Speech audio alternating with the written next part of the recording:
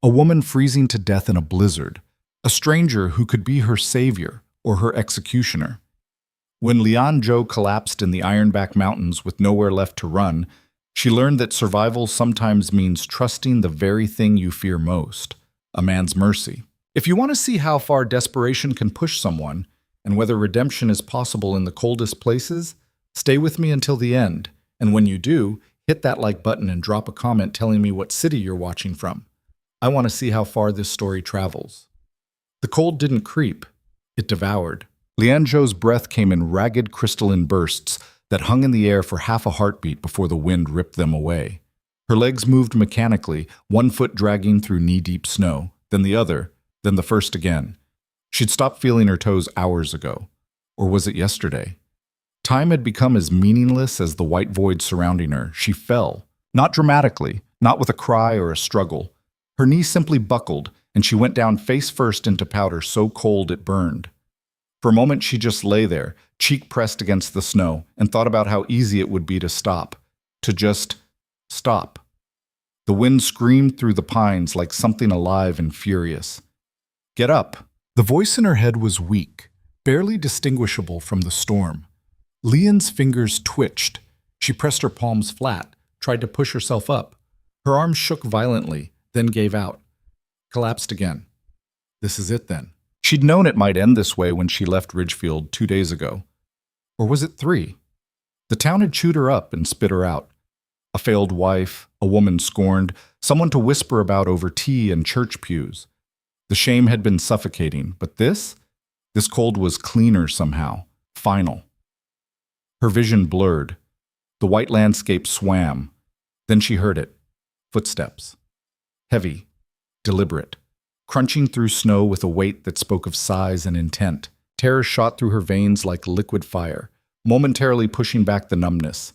She tried to move, to crawl, to do anything, but her body wouldn't respond. The footsteps grew louder, closer. Not like this.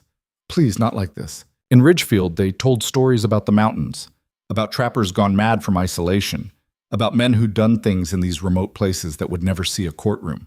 Out here, there were no witnesses, no consequences. A lone woman didn't get rescued in the Ironbacks. She got claimed, or worse. The footsteps stopped. Lian forced her eyes open, squinting against the driving snow. A shape loomed above her, tall, broad-shouldered, dark against the white storm. A man. She couldn't make out his features through the blizzard and her failing vision, but she could feel his presence, solid, imposing. He stood there for what felt like an eternity, just looking down at her. Do it, she thought distantly. Whatever you're going to do, just do it. Instead, he crouched. You got a name! His voice was rough, like gravel scraped across wood. Lian's lips moved, but no sound came out. Doesn't matter right now? He reached out, and every instinct screamed at her to flinch away, but her body was beyond responding.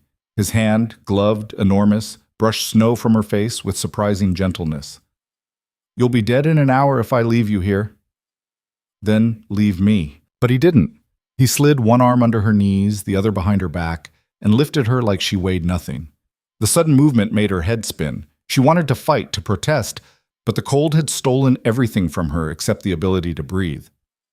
Don't fight me, he said, as if reading her thoughts. I'm not what you're afraid of. Everyone says that, she thought. He turned and began walking, his stride steady despite the howling wind and the extra weight. Lian's head lolled against something hard. His chest, she realized.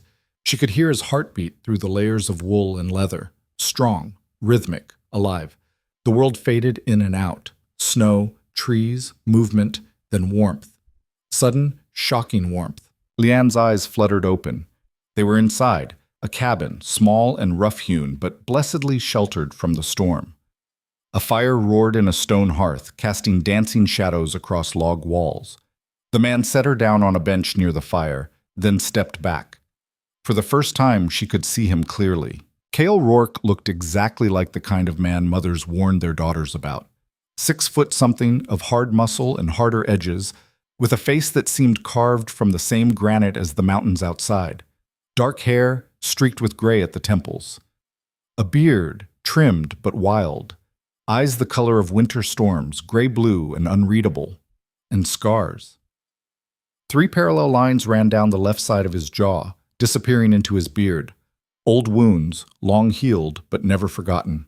He studied her with the same intensity she'd felt in the snow, measuring, assessing. His gaze wasn't lustful or threatening, it was clinical, like a trapper examining an injured animal to decide if it was worth saving. "You're hypothermic," he said flatly. "Can you feel your fingers?" Leon tried to move them.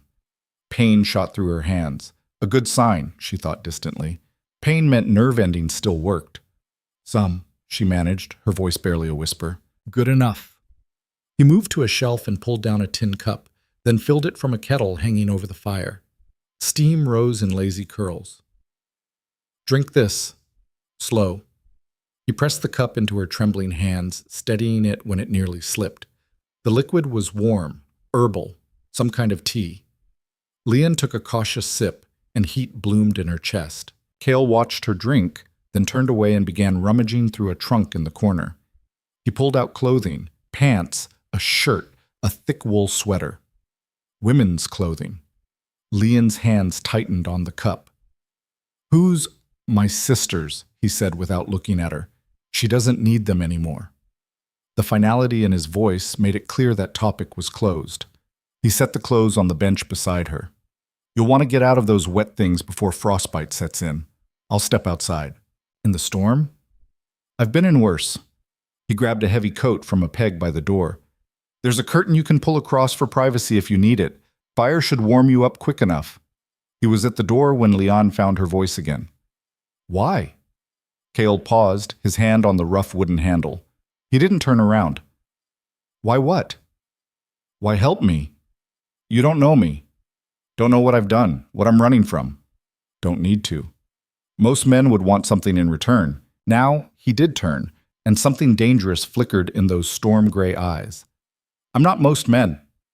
The door opened, letting in a blast of freezing wind, and then he was gone. Leon sat alone by the fire, steam rising from her tea, and realized her hands were shaking for reasons that had nothing to do with the cold. She changed mechanically, peeling off her frozen layers with fingers that screamed protest. Her dress, the one she'd worn when she left Ridgefield in the dark before dawn, was ruined. Stiff with ice, torn from brambles and rocks. She'd thought it was a practical choice when she packed. Now it was just another reminder of how unprepared she'd been for everything. The clothes Kyle had given her smelled faintly of cedar and thyme. The pants were too long, the sweater too big, but they were dry and warm, and that was all that mattered. As feeling returned to her extremities, so did the pain. Her feet felt like they were being stabbed with thousands of tiny needles. She bit down on her lip to keep from crying out. The door opened again. Kyle stomped his boots clean and entered, bringing a gust of cold air with him. His beard was crusted with ice. "You alive?" he asked. "Unfortunately." He raised an eyebrow at that, but didn't comment. Instead, he moved to the fire and added another log. Sparks shot up the chimney. "When's the last time you ate?" Leon had to think about it. "Yesterday morning, maybe the morning before." Cale made a sound that might have been disapproval. He went to a small kitchen area, barely more than a counter and some shelves, and began pulling out ingredients. Dried meat, potatoes, an onion. His movements were efficient, practiced. "You got a name yet?" he asked without turning around. "Leon. Leon Joe." "Kyle Rourke." He glanced over his shoulder. "Though I figure you already went through my things while I was outside." She had. Not thoroughly, but enough to confirm what she already suspected. This was a man who lived alone and preferred it that way. No photographs, no letters, nothing personal except those women's clothes in the trunk. Everything else was purely functional. Tools, traps, provisions. "I didn't. Would have been stupid not to," he interrupted. "Strange man, middle of nowhere. Smart to check if there's a weapon you can use against me if needed." Leanne's fingers twitched toward the small knife she'd spotted on the shelf and decided to keep within reach. Kyle noticed the movement and smiled, not warmly, but not unkindly either. "The big knife under the third floorboard by the bed would work better," he said. "The one you found is just for eating." Despite everything, Leanne felt her lips quirk. "There's no knife under the floorboard." "No, there's not. But now you know I know you looked." He returned his attention to cooking, and Leanne realized she was dealing with someone far more observant than she'd given him credit for. Cale Rourke wasn't just a mountain man surviving in isolation. He was a man who noticed everything and forgot nothing. The smell of cooking food made Leanne's stomach clench painfully.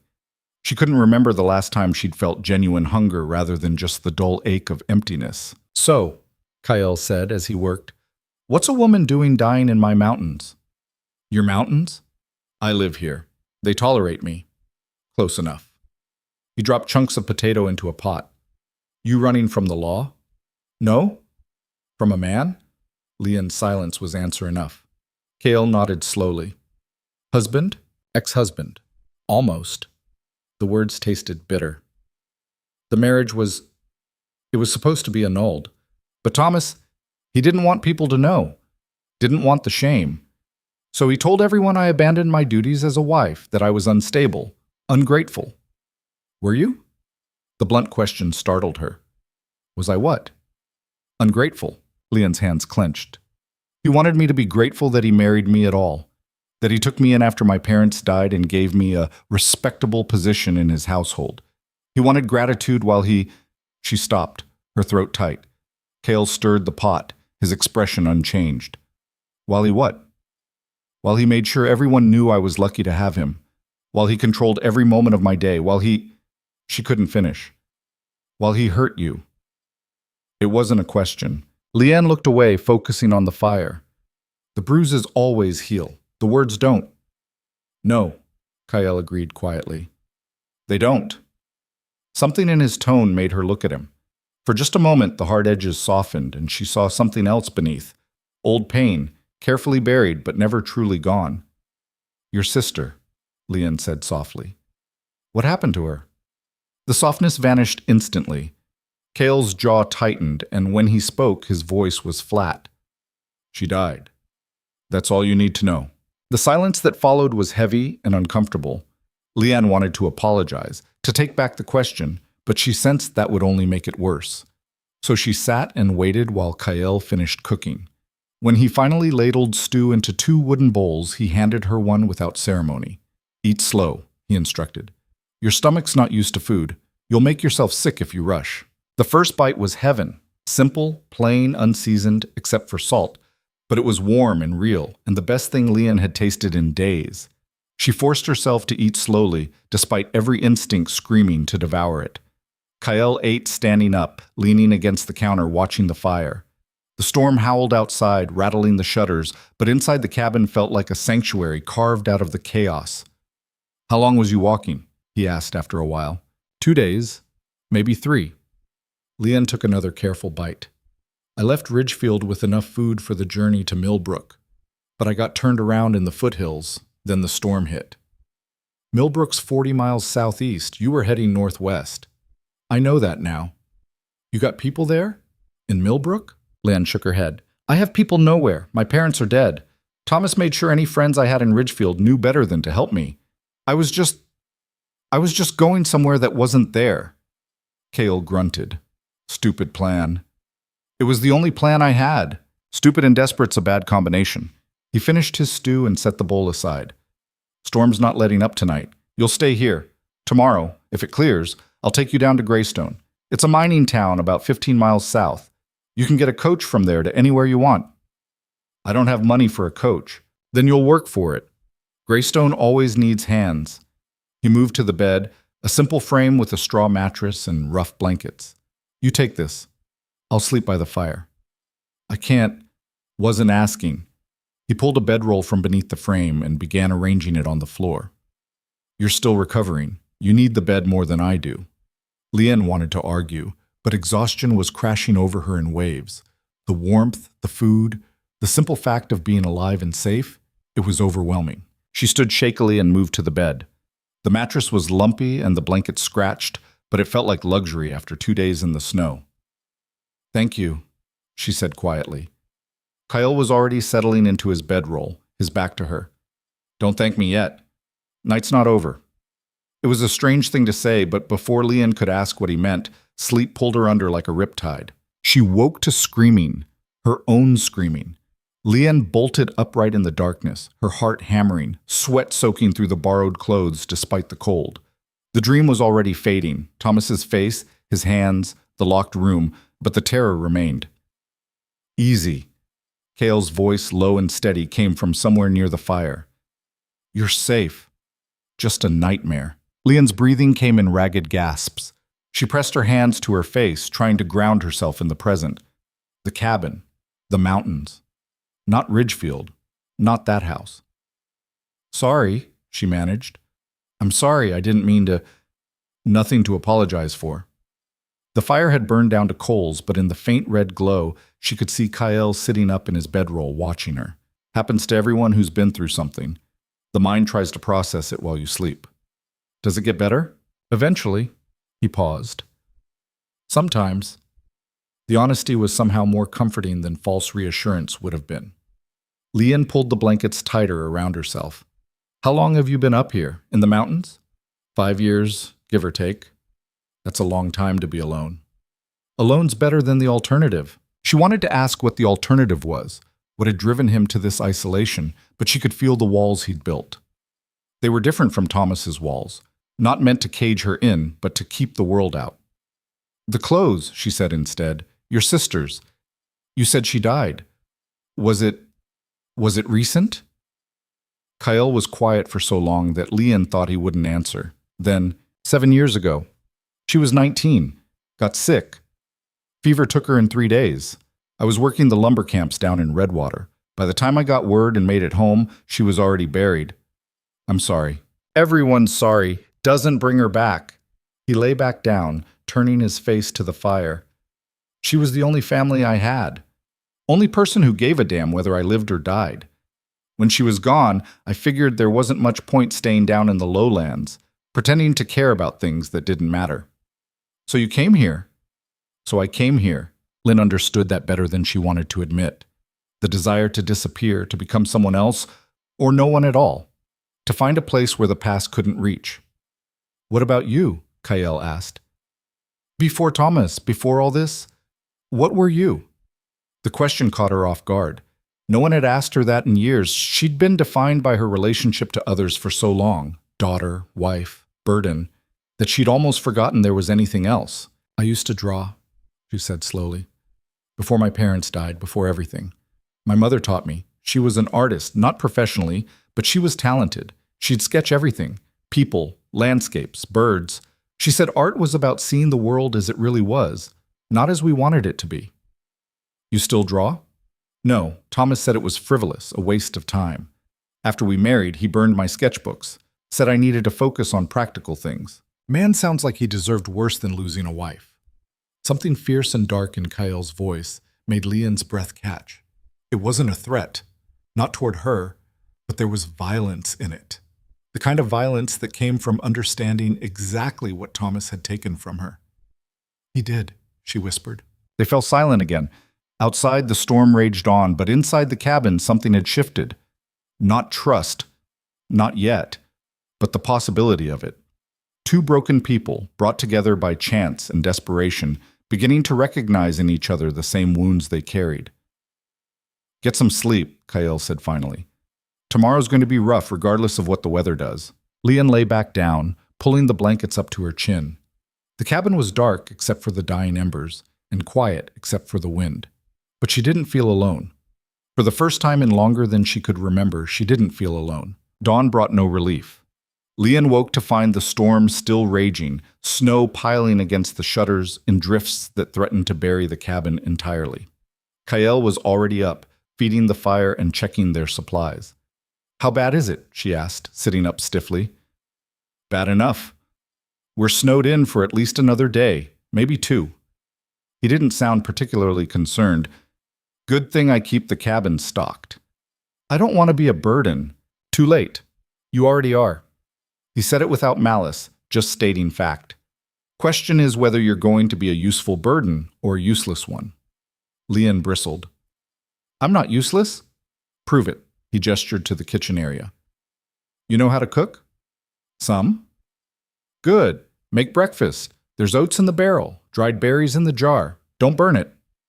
It was a test, Leanne realized, not of her cooking skills, but of her willingness to contribute, to be more than a victim waiting to be saved. She stood, ignoring the protests from her still aching body, and moved to the kitchen.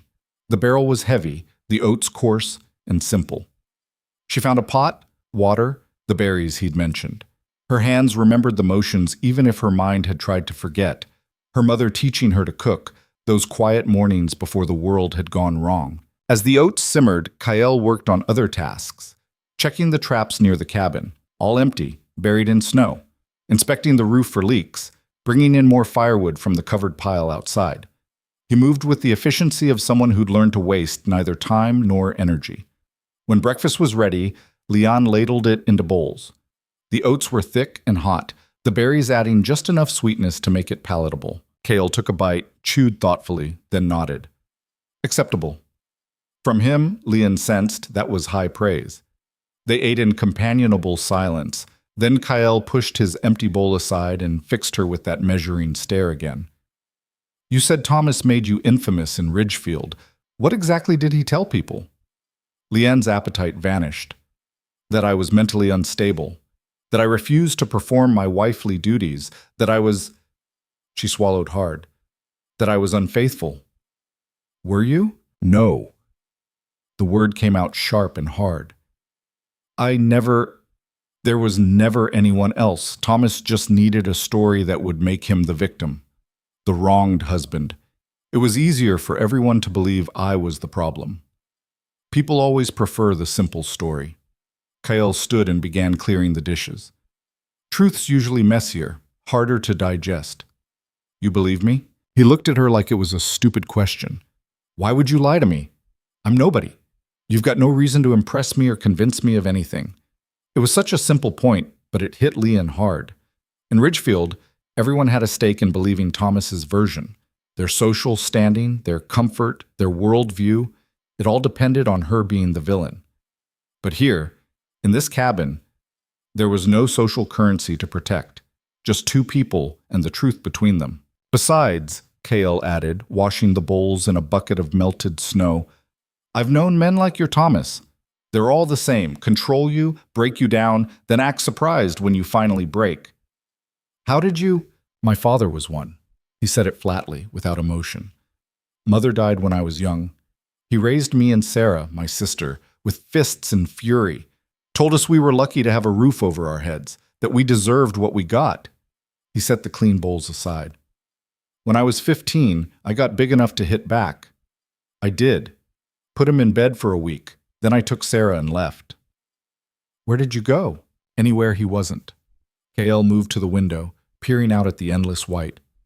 Worked lumber camps, mines, anywhere that would take a kid willing to do hard labor. Made enough to keep us fed and clothed. Sarah, she was smart, way smarter than me. She taught herself to read better, do figures. I was going to send her to a real school once I saved enough. But she got sick. Yeah. His jaw tightened. 3 days. That's all it took. One day she was fine, laughing about some book she'd borrowed. Next day, fever. Day after that, delirium. By the third day, he didn't finish. Leon stood and moved to stand beside him at the window. Outside, the world was nothing but white chaos. I'm sorry, she said again, knowing how inadequate the words were. Life doesn't care about sorry. Kael's reflection in the glass was hard, controlled. Sarah used to say that things happen for a reason, that there was some grand plan. I never believed it, but she did. Made her happy to think that way. He turned from the window. After she died, I couldn't stomach being around people anymore. They'd try to comfort me, tell me she was in a better place, that time heals all wounds, all that bullshit people say when they don't know what else to do. So you came here. So I came here, built this cabin with my own hands, learned to trap, to hunt, to survive. No one to answer to, no one to disappoint, just me and the mountains. Doesn't it get lonely? Kael considered the question. Sometimes, but lonely's better than being surrounded by people and feeling alone anyway. At least up here, the solitude's honest. Len understood that too. The isolation of a crowded room where no one truly saw you, where you performed your role and smiled and died a little more each day. What are you going to do? Kael asked. After the storm, after Greystone, where will you go? I don't know. It was the most honest answer she had. Somewhere I can work. Somewhere no one knows me or Thomas. Somewhere I can just be. That's not a plan. That's a wish. It's all I have, Kale grunted. Wishes don't keep you fed, don't keep you warm. You're going to need more than wishes to survive out there. Then what do you suggest? He looked at her for a long moment. You got any skills besides drawing and cooking basic meals? I can sew, mend clothes, I can read and write and do figures. I can... She trailed off, realizing how limited her skills were. Everything she knew was domestic, designed to make her a good wife. Nothing practical for surviving on her own. That's more than most, Kyle said, surprising her. Mining towns always need seamstresses. Can't keep men from ripping their clothes on rocks and machines. If you can sew well enough, you could make a living at it. You think so? I know so. Sarah used to do mending for the lumber camps. Made decent money at it, too. He moved away from the window, back to the fire. But you'll need supplies. Needles, thread, fabric. That takes capital you don't have. Leon's brief hope deflated, so I'm back to wishes. Not necessarily. Kale poked at the fire, sending up sparks. I've got furs, good ones. Winter pelts from fox and rabbit, some beaver. They'd fetch a fair price in Greystone. Could sell enough to get you started. Leon stared at him. You'd do that? For me? For Sarah. His voice roughened slightly. She'd have wanted me to help. She was always trying to save every lost thing she found.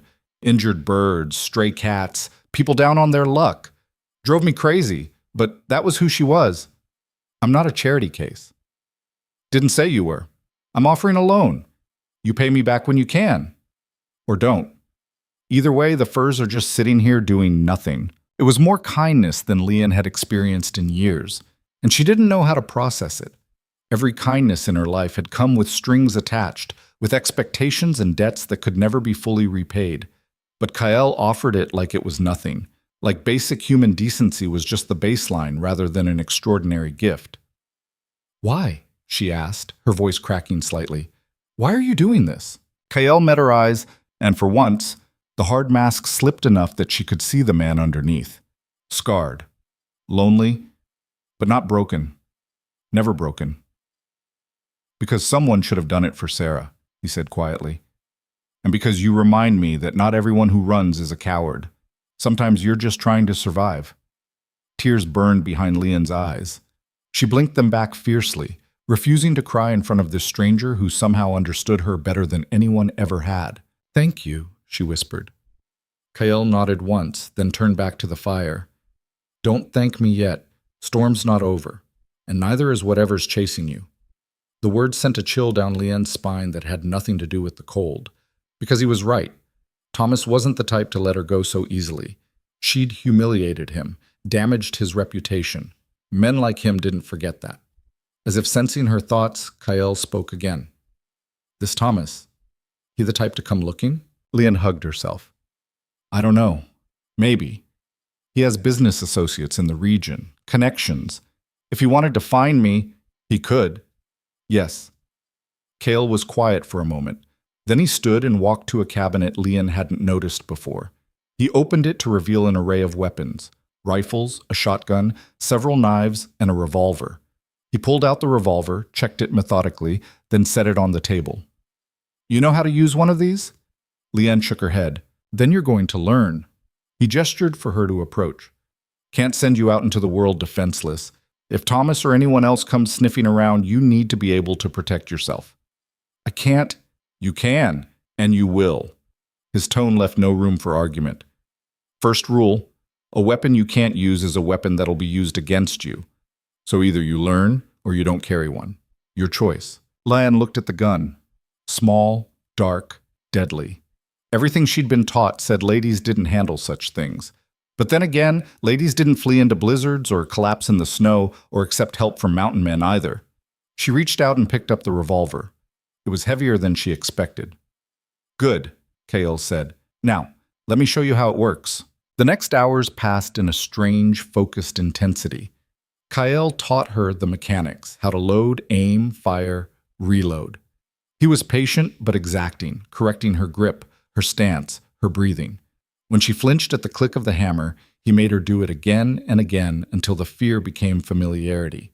They couldn't actually fire it. The sound would have been deafening in the enclosed cabin and wasteful of ammunition. But the dry practice was valuable nonetheless. It's not about being a gunfighter, Kale explained. It's about having an option when you have no other options. You understand? Leon nodded, her hands steadier now around the weapon. Most men will back down from a woman with a gun if they think she'll actually use it, he continued. The key is making them believe. You draw it, you'd better be ready to fire. Never bluff with a weapon. Have you ever had to fire on someone? Kael's expression darkened. Once. Claim Jumper thought he could take my trap lines, thought a lone trapper wouldn't put up a fight. He flexed his scarred hands. He thought wrong. Did you kill him? No, didn't have to. Bullet through the shoulder sent the message clear enough. He lived, but he never came back. Kale took the revolver from her and set it aside. Violence should always be a last resort, but it should still be a resort. You follow? I think so. Good. Because the world's full of men who prey on women they think are helpless. You don't have to be the strongest or the fastest. You just have to be willing to fight. His words resonated with something deep in Leon's chest. She'd spent so long being told to submit, to accept, to endure. The idea that she could fight back, actually fight back, felt revolutionary. I'm willing, she said firmly. Kale studied her, then nodded with what might have been approval. Yeah, I believe you are. The rest of the day fell into a rhythm. Kale showed her other skills, how to maintain the fire for optimal heat, how to melt snow efficiently for water, how to prepare simple foods that would keep in harsh conditions. He taught her like he did everything else, directly, without condescension, treating her like someone capable of learning rather than someone to be coddled. By the time night fell again, Leanne felt more competent than she had in years. Exhausted, yes. Overwhelmed, absolutely. But competent, like maybe she could survive this after all. As they ate dinner, more stew, this time with rabbit Kael had in cold storage outside, Leanne found herself studying him. The way his hands moved, precise and controlled. The way he listened to the wind, reading the storm's mood like someone reading a book. The way he existed in this space he'd carved out of the wilderness, neither fighting the mountains nor surrendering to them. What are you staring at?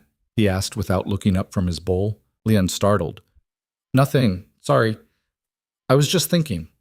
About? About how you ended up here. How Sarah would feel about you burying yourself in the mountains.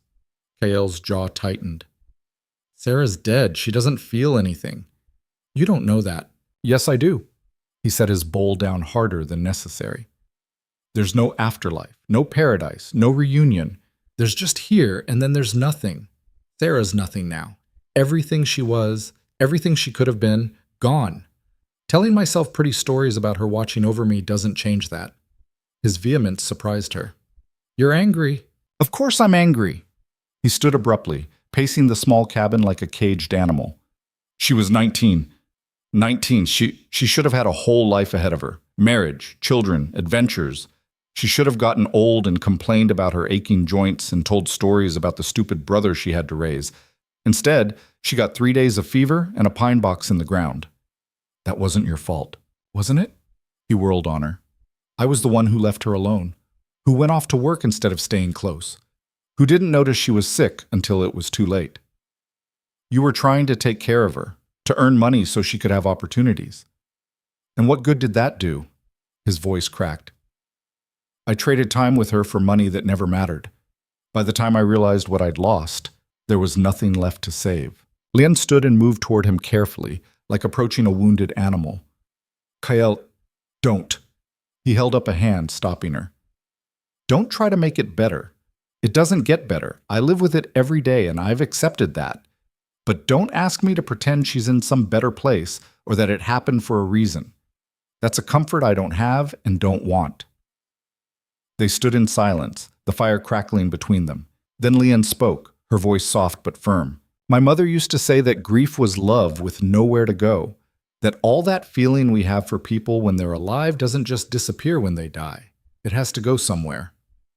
And where does it go? I don't know. Maybe into the things we do, the choices we make. Maybe that's why you're here, not hiding from Sarah's death, but carrying it with you, honoring it by becoming someone who survives, who endures, who helps lost women in blizzards, even though you'd rather be alone. Kale looked at her for a long moment, something complicated moving behind his eyes. Then he turned away.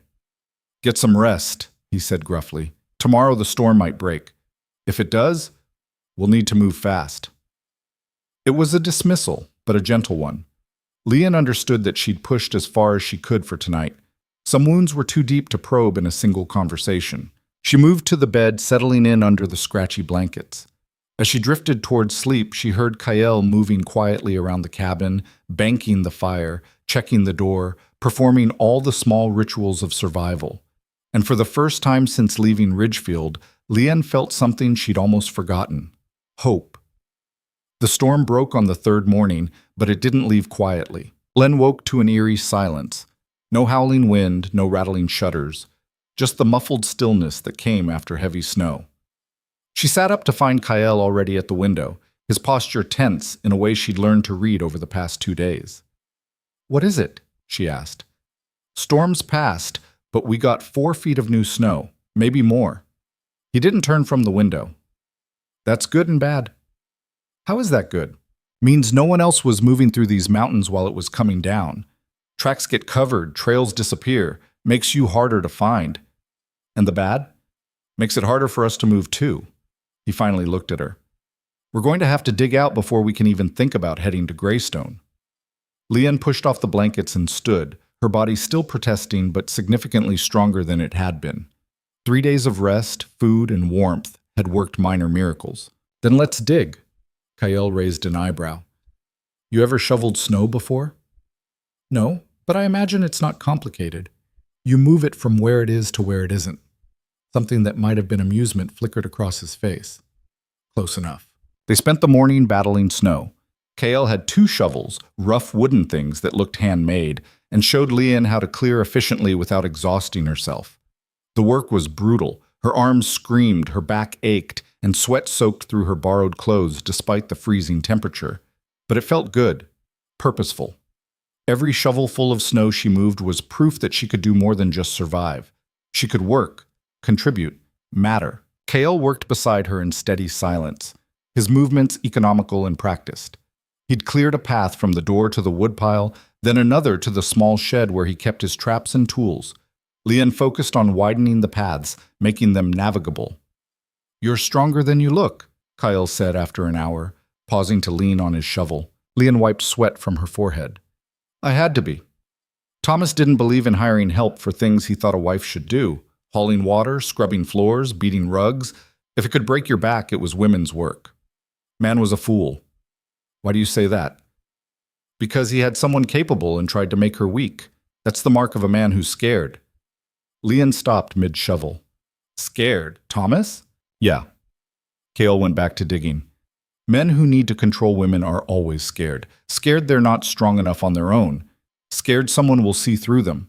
So they build cages and call it protection. They tear you down and call it improvement. He tossed a shovelful of snow aside with more force than necessary. "My father was the same way. Needed us small so he could feel big." "What happened to him?" "Your father?" "Don't know. Don't care. Last I heard he was still alive and still mean. Some people don't change, and there's no point wasting energy hoping they will." They worked in silence for a while longer. The sun climbed higher, turning the snow-covered landscape into a blinding white mirror. Leanne's hands blistered inside the gloves Kael had given her, but she didn't stop. When they finally broke for lunch, both were exhausted and starving. Kael made coffee, real coffee, strong and bitter, and they ate cold venison with hard bread. "We'll need to leave tomorrow," Kael said between bites. "Can't wait much longer.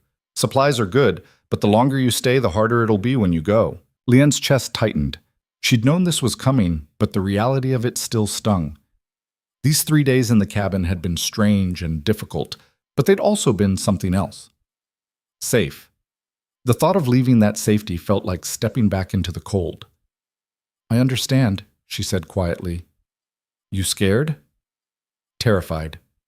Kael nodded like that was the only reasonable answer. "Good. Fear keeps you sharp. It's when you stop being scared that you get careless." "Is that why you're never scared? Because you're always careful?"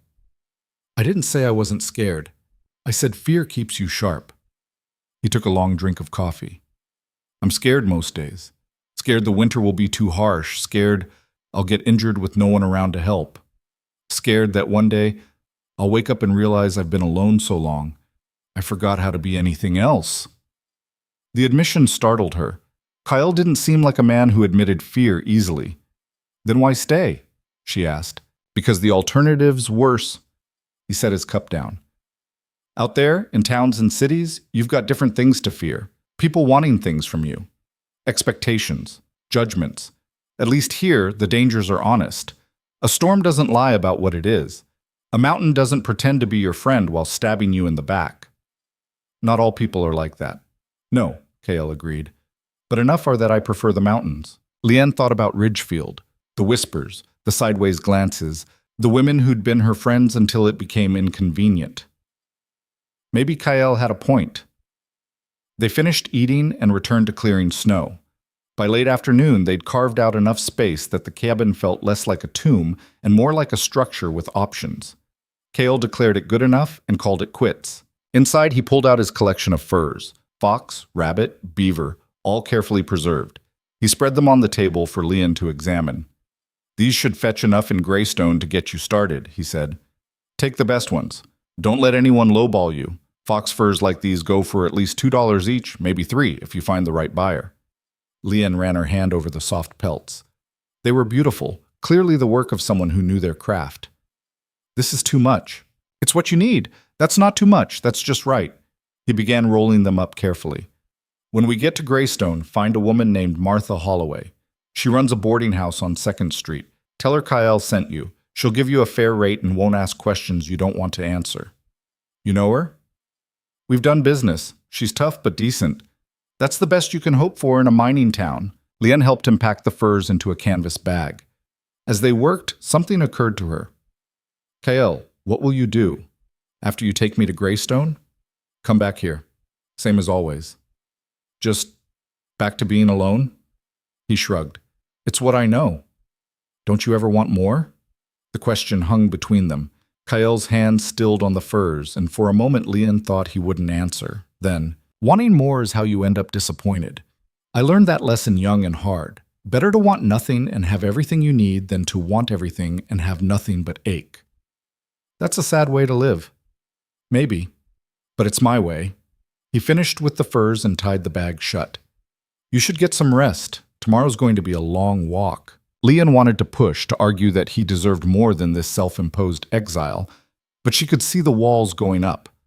So instead she nodded and moved toward the bed. That night, sleep came harder. Leon lay awake listening to the cabin settle, to Kyle's steady breathing from his bedroll to the absolute silence of the mountains. She thought about tomorrow, about leaving this strange sanctuary, about facing the world again, about trying to build something from nothing with a bag of furs and borrowed courage. She must have eventually dozed because she woke suddenly to a sound that didn't belong. Footsteps. Not inside the cabin. Outside. Crunching through snow. Distant but definite. Leon's breath caught.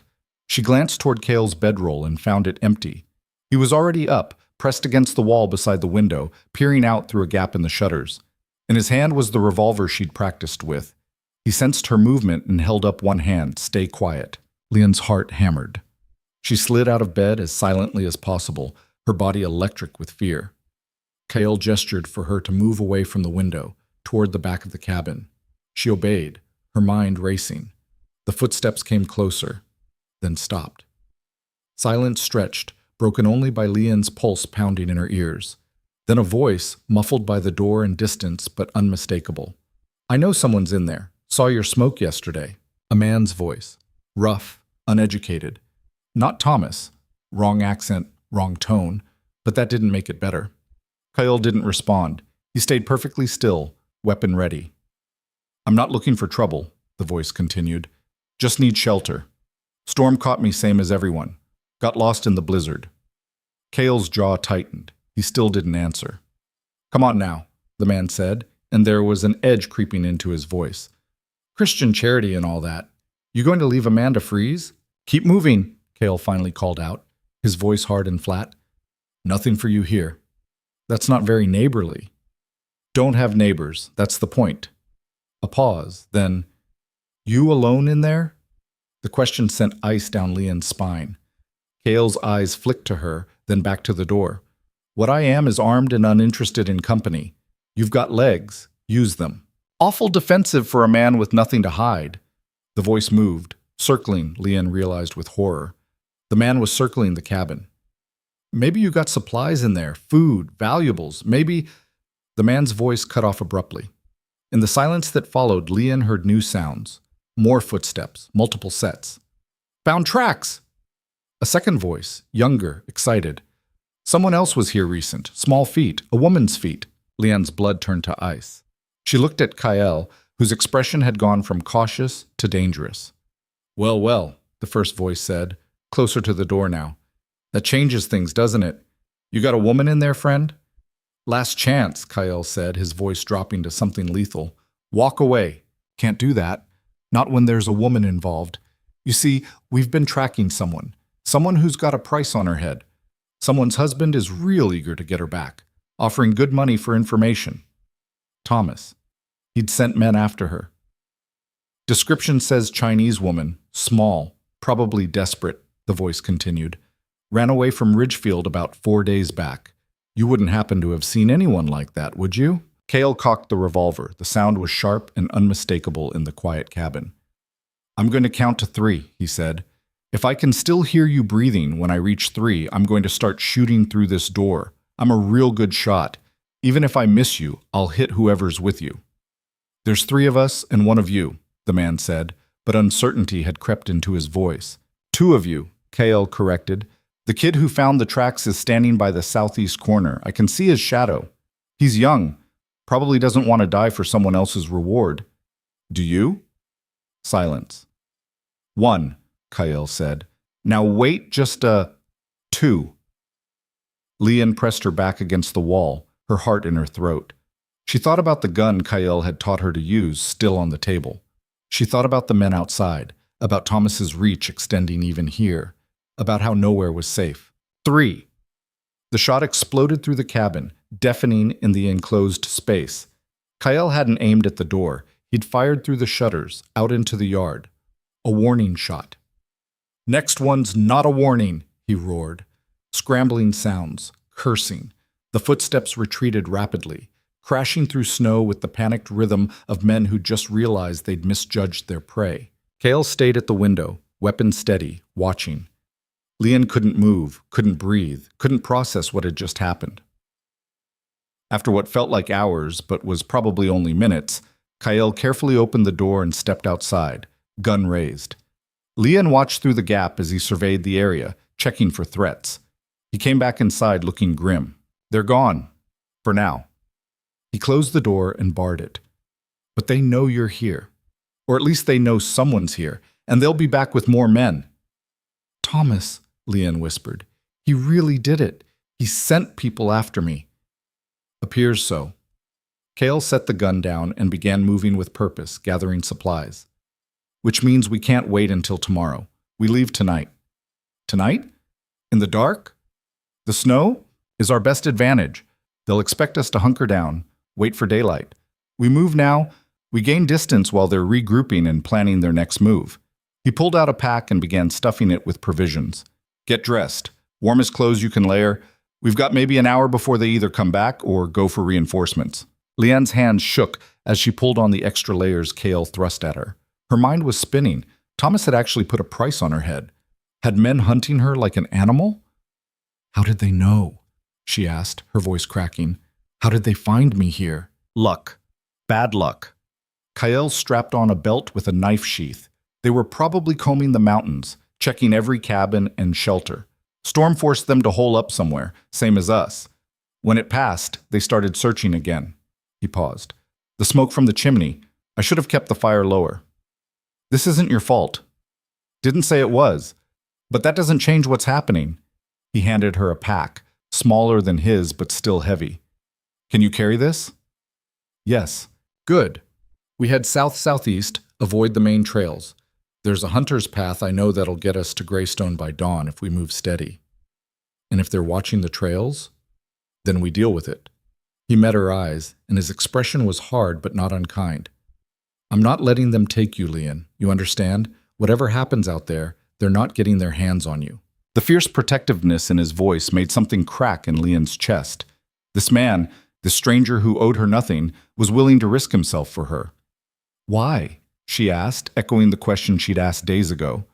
Why does this matter to you? Kyle adjusted his pack, checking straps and supplies with practiced efficiency. Because Sarah would have helped you. Because running from men who treat women like property is something I understand. Because... He stopped, jaw working like he was trying to find words for something he'd never articulated. Because you deserve a chance, simple as that.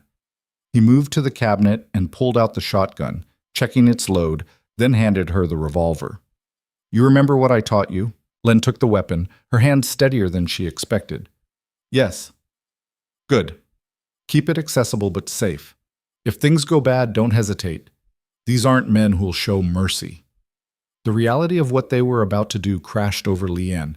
They were going to flee into the darkness, through miles of snow-covered wilderness, with armed men potentially hunting them. I'm scared, she admitted. Good. That'll keep you alive. Kael shouldered his pack and moved to the door. Stay close. Stay quiet. Do exactly what I tell you. We're going to move fast, and we're not stopping until we're safe. You ready? Leanne thought about Ridgefield, about Thomas, about the life she'd left behind. She thought about these past days in the cabin, about learning she was stronger than she'd believed. She thought about Kael, who'd chosen to stand between her and danger without asking for anything in return. I'm ready. Kael nodded once, then eased the door open. The night was crystalline and cold, the moon turning the snow into a field of diamonds. Beautiful and deadly. Kael stepped out first, weapon ready, scanning for threats. Then he gestured for Leon to follow. They moved quickly but carefully, Kael leading them away from the cabin and into the trees. The snow was deep, exhausting to walk through, but Kael seemed to know where the ground was firmest. Leon followed in his footsteps, literally, placing her feet where his had been. Behind them, the cabin grew smaller and smaller, until the trees swallowed it completely. The forest at night was a different world. Shadows moved in ways that made Leon's imagination conjure threats that might not exist. Every snapped branch sounded like a footstep. Every rustle could be pursuit. But Kyle moved with the confidence of someone who knew these mountains intimately.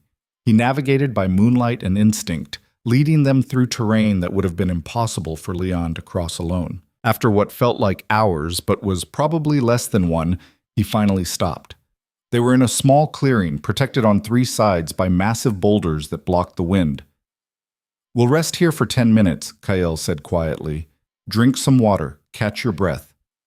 Leon collapsed against one of the boulders, her legs trembling from exertion. Sweat had soaked through her layers despite the freezing temperature. She fumbled for the water skin Kael had given her and drank deeply. Kael stood watch, shotgun in hand, eyes scanning the darkness they'd emerged from. He was listening, Leon realized. Listening for pursuit. Do you think they followed us? She whispered. Don't know yet. We didn't leave much of a trail, new snow's still falling, covering our tracks. But these men aren't stupid. They'll figure we ran. He glanced back at her. How you holding up? I'm alive. That's all that matters right now. He checked the position of the moon. We've covered maybe 3 miles. Got another 12 to go before Greystone. 12 miles. Through snow, in darkness, with potential pursuit behind them. It seemed impossible. I can make it, Leon said, as much to convince herself as him. I know you can. Kael reached into his pack and pulled out something wrapped in cloth. He handed it to her. Eat this. You need the energy. It was dried meat and some kind of compressed cake made of oats and berries. Leon ate mechanically, forcing fuel into her body even though fear had killed her appetite. As they rested, Kael spoke quietly. When we get to Greystone, things are going to move fast. I'll take you straight to Martha's. You'll stay there, out of sight, while I sell the furs and get you set up. Don't go wandering. Don't trust anyone who asks too many questions. Greystone's rough. Miners and drifters, men who'd sell information for a drink. You think Thomas's men will look there? Eventually, but it's a big town. Easy to disappear in if you're careful. And Martha's good at keeping secrets. He looked at her seriously. But you can't stay long. A week, maybe 2. just long enough to get supplies and move on. Move on where? Somewhere bigger. A city, maybe. Denver or San Francisco. Somewhere with enough people that one Chinese seamstress won't stand out. He paused. Thomas's reach isn't infinite. Get far enough away, change your name, start fresh. He'll eventually give up. Will he? Leanne asked bitterly. You didn't see him, Kale.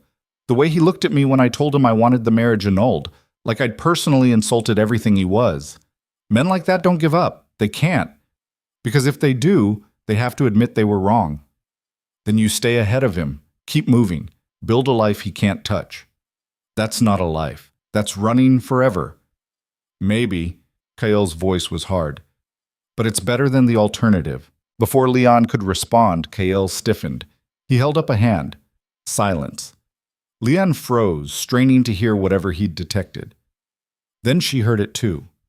Distant, faint, but unmistakable. Dogs barking.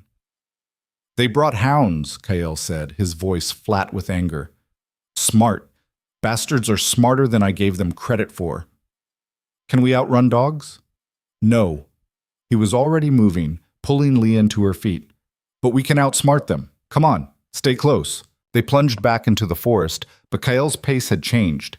He was moving faster now, more aggressively, and he'd altered their direction. Instead of heading south-southeast toward Greystone, he was leading them east. Where are we going? Leanne gasped. Blackwater Creek. It's half a mile from here. We cross it, the dogs lose our scent, then we circle back toward Greystone. The barking grew louder. How many dogs? How far behind? Kale crashed through a stand of pines, and suddenly the ground dropped away. They were on a slope, steep and treacherous. Kale didn't hesitate. He started down, controlling his descent by grabbing at trees and rocks. Leanne followed, her feet slipping, her hands scrabbling for purchase. The pack on her back threw off her balance. She stumbled, fell hard on her hip, and started sliding. Kale caught her arm, arresting her fall. Careful. Trying. They made it down the slope more through luck than skill. At the bottom, Leanne could hear water, rushing water, loud and fast. Blackwater Creek lived up to its name. Even in moonlight, the water looked dark and dangerous, swollen with snowmelt. We have to cross that? Leanne asked, her voice rising with panic. Unless you want to meet those dogs, yes. Kale was already scanning the creek, looking for the best crossing point.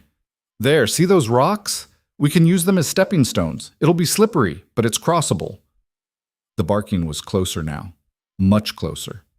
Kale stepped into the creek first, testing each rock before committing his weight. The water rushed around his boots, violent and freezing. He made it to the first rock, then the second, then turned back to Leanne. Your turn. Take my hand. Leanne looked at the churning water, at the ice-slick rocks, at Kale's outstretched hand. Behind her, through the trees, she could see flickering lights. Lanterns. The men were close. She stepped into the water and immediately gasped. The cold was shocking, even through her boots. The current pulled at her legs, trying to sweep her downstream. Don't look at the water, Kale commanded. Look at me. Just me. Lynn reached for his hand. Their fingers locked. He pulled her forward onto the first rock. It wobbled under her weight, but held. Good. Next one. They moved rock by rock, Kale always one step ahead, always holding her hand. The water raged around them, spraying their faces with icy mist. Twice Leanne's foot slipped, and twice Kyle's grip kept her from falling. They were halfway across when the dogs burst from the tree line. 3 of them, huge, shaggy hounds built for tracking in snow. They bayed when they saw their quarry, a sound that echoed off the rocks and sent primal fear shooting through Leon's veins. Don't look at them, Kyle said. Keep moving. But the dogs were already entering the water, less cautious than the humans. One slipped immediately, yelped, and was swept downstream. The other 2 hesitated, then started picking their way across. Men's voices shouted behind them, closer than before. Kale moved faster, pulling Leanne along. 3 more rocks. 2. 1. They scrambled up the far bank just as the first dog reached the middle of the creek. Kyle didn't waste time. He grabbed Leanne's hand and ran. They crashed through undergrowth, branches tearing at their clothes. Behind them, the dogs kept baying, but the sound was fainter now, confused. The water had broken the scent trail just as Kael had hoped. After several minutes of running, Kael finally slowed. They were in dense forest now, the trees so thick that moonlight barely penetrated. "Did we lose them?" Lian panted. "For now, but they'll pick up the trail eventually." He checked their surroundings, getting his bearings. "We need to keep moving, put as much distance as possible between us and them before dawn." They walked for hours, through forest and across frozen meadows, over ridges and through valleys. The moon arced across the sky, and still they walked. Lian lost track of time. Everything became the simple rhythm of one foot in front of the other. Her body operated on autopilot, too exhausted to feel fear anymore, too focused on not collapsing to worry about what came next. When the sky finally began to lighten, a gradual shift from black to deep blue, Kyle stopped on a ridge overlooking a valley. Below them, spread out in the early dawn light, was Greystone. It wasn't much to look at, a rough collection of buildings clustered around what looked like mining operations. Smoke rose from dozens of chimneys. Even from this distance, Lian could hear the sounds of activity, shouts, machinery, life. "We made it," she breathed. "We made it to Greystone," Kyle corrected. "That's not the same as made it to safety. Come on, let's get you to Martha's before full daylight."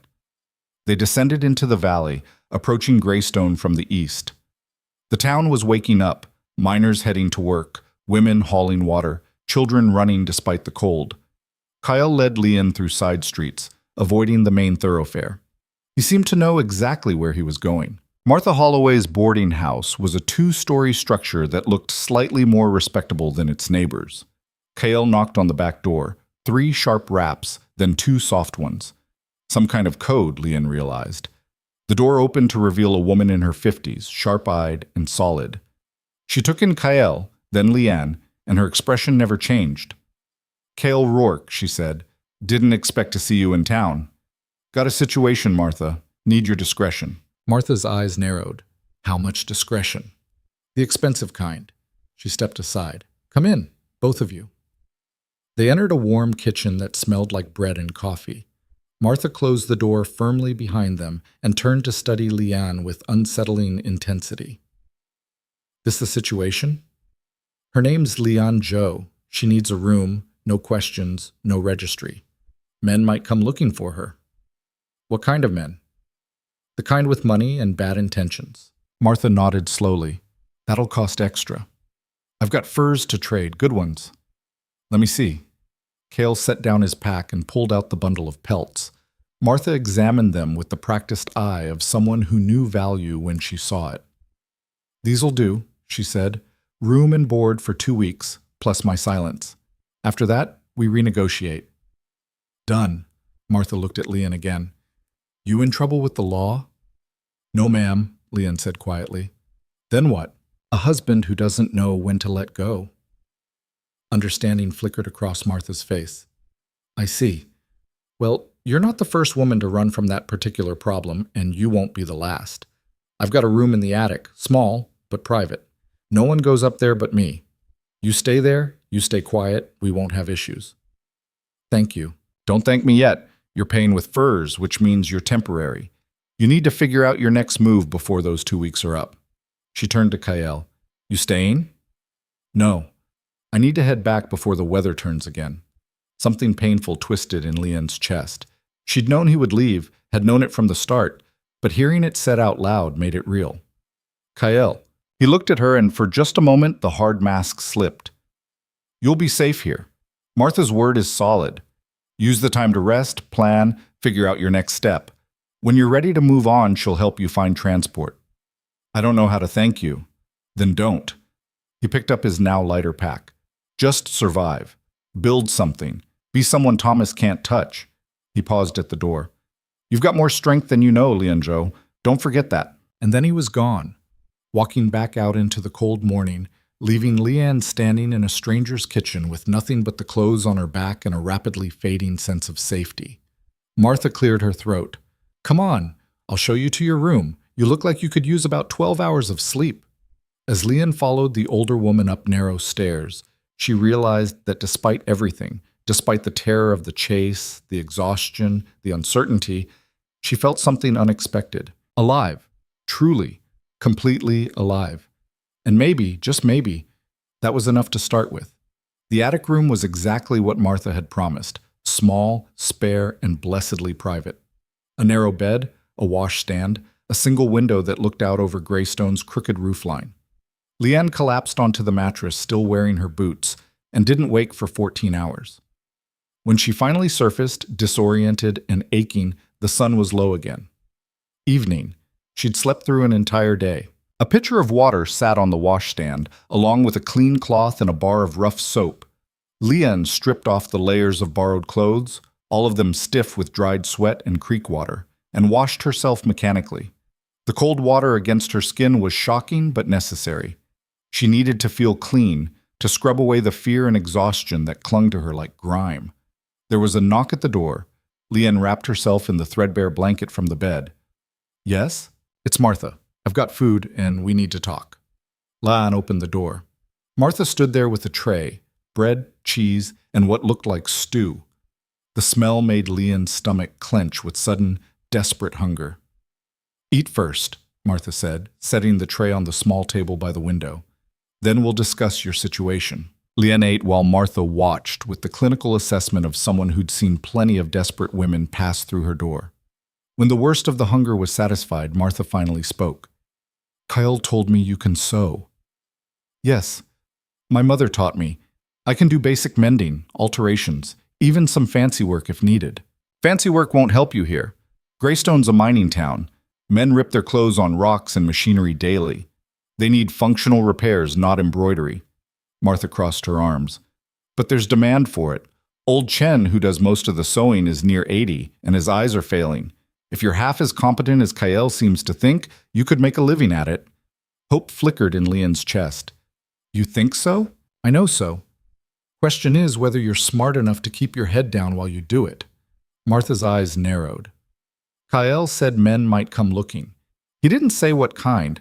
I'm guessing it's personal, not legal." "My husband, ex-husband." Leanne set down her spoon. "He's offered money for information about me. Hired men to track me." "He have a name, this ex-husband?" "Thomas Ashford, from Ridgefield." Martha's expression flickered, just slightly, but Leanne caught it. "You know him?" "I know of him. Ashford's got business interests in the region, owns part of a lumber operation near Redwater." Martha's voice was carefully neutral. "He's got money and connections. That's bad for you." "I know. Do you?" "Because women who run from men like that usually end up back where they started, or worse. Money buys loyalty, and loyalty buys information." Martha moved to the window, looking out over the town. "Greystone's rough, but it's not lawless. If Ashford sends men here asking questions, they'll find people willing to answer for the right price." The brief hope Leanne had felt crumbled. "Then what do I do?" "You become someone else." Martha turned back to her. "First rule, you're not Leon Zhou anymore. That name dies here. Pick something new, something forgettable. Second rule, you keep to yourself. Don't make friends. Don't tell stories about where you're from. Do your work. Take your money. Disappear into the walls. Third rule, when it's time to leave, you leave fast and you don't look back." "How long do I have?" "Hard to say. Could be weeks, could be days. Depends on how determined Ashford is and how much he's willing to spend." Martha pulled a worn notebook from her apron pocket. "What name do you want?" Leanne thought about her mother, about drawing lessons and quiet afternoons before everything went wrong, about the person she'd been before Thomas, before Ridgefield, before all of it. "May," she said quietly. "May Lynn." Martha wrote it down. "All right, May Lynn. As of now, you're a widow from Denver who came here looking for work.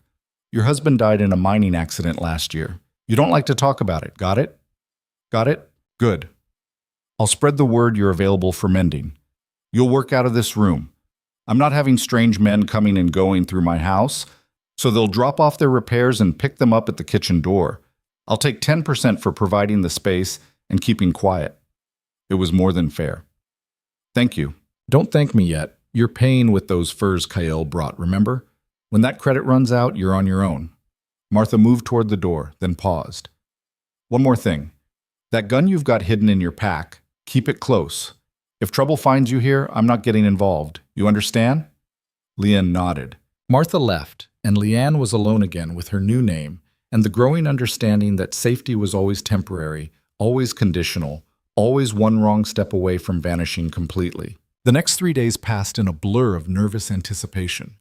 Leanne, May now, she had to remember that, set up a small workspace in her room. Martha had procured needles, thread, and scissors from somewhere, adding the cost to Leanne's tab. The first repairs came within hours: torn trousers, ripped shirts, a coat with buttons missing. The work was meditative in its simplicity. Leanne's hands remembered the movements her mother had taught her years ago. Each stitch was precise, functional, invisible. She wasn't trying to impress anyone, just trying to make things whole again. By the fourth day, word had spread. More repairs arrived. Martha brought them up in batches, along with meals that Leanne ate alone in her attic sanctuary. The isolation should have felt oppressive, but instead it felt necessary. Like she was cocooned, healing, becoming something new. On the fifth day, the first sign of trouble arrived. Leanne was working on a miner's jacket, reinforcing a torn seam, when she heard raised voices downstairs. Male voices, unfamiliar. She froze, her hands going still on the fabric. "Looking for someone," one of the voices was saying. Rough, insistent. "Chinese woman, small, probably traveling alone. Anyone like that come through here?" Martha's response was too low to hear. "We're willing to pay for information," another voice added. "Good money." Her husband's real worried about her. Leanne's breath came shallow and fast. She set down the jacket and moved to where she'd hidden the revolver, under a loose floorboard near the bed. Her hand shook as she pulled it out, checking the load the way Kyle had taught her. The voices continued for several more minutes, then footsteps, heavy boots on the stairs. Leanne's heart stopped. They were coming up. She backed toward the corner farthest from the door, the gun held in both hands the way Kyle had shown her. Her finger rested on the trigger guard, not the trigger itself. "Don't fire unless you mean to." His voice in her head steady and sure. The footsteps reached the landing, paused, then continued past her door, heading to one of the other rooms. Leanne didn't dare breathe. She stood frozen, listening as doors opened and closed. The men were searching the building, room by room. Her door was locked. Martha had given her the only key, but a lock wouldn't stop determined men. She trained the gun on the doorway and waited. The footsteps came back, stopped outside her room. A knock, hard, demanding. "Open up. We know someone's in there." Leanne's voice came out surprisingly steady.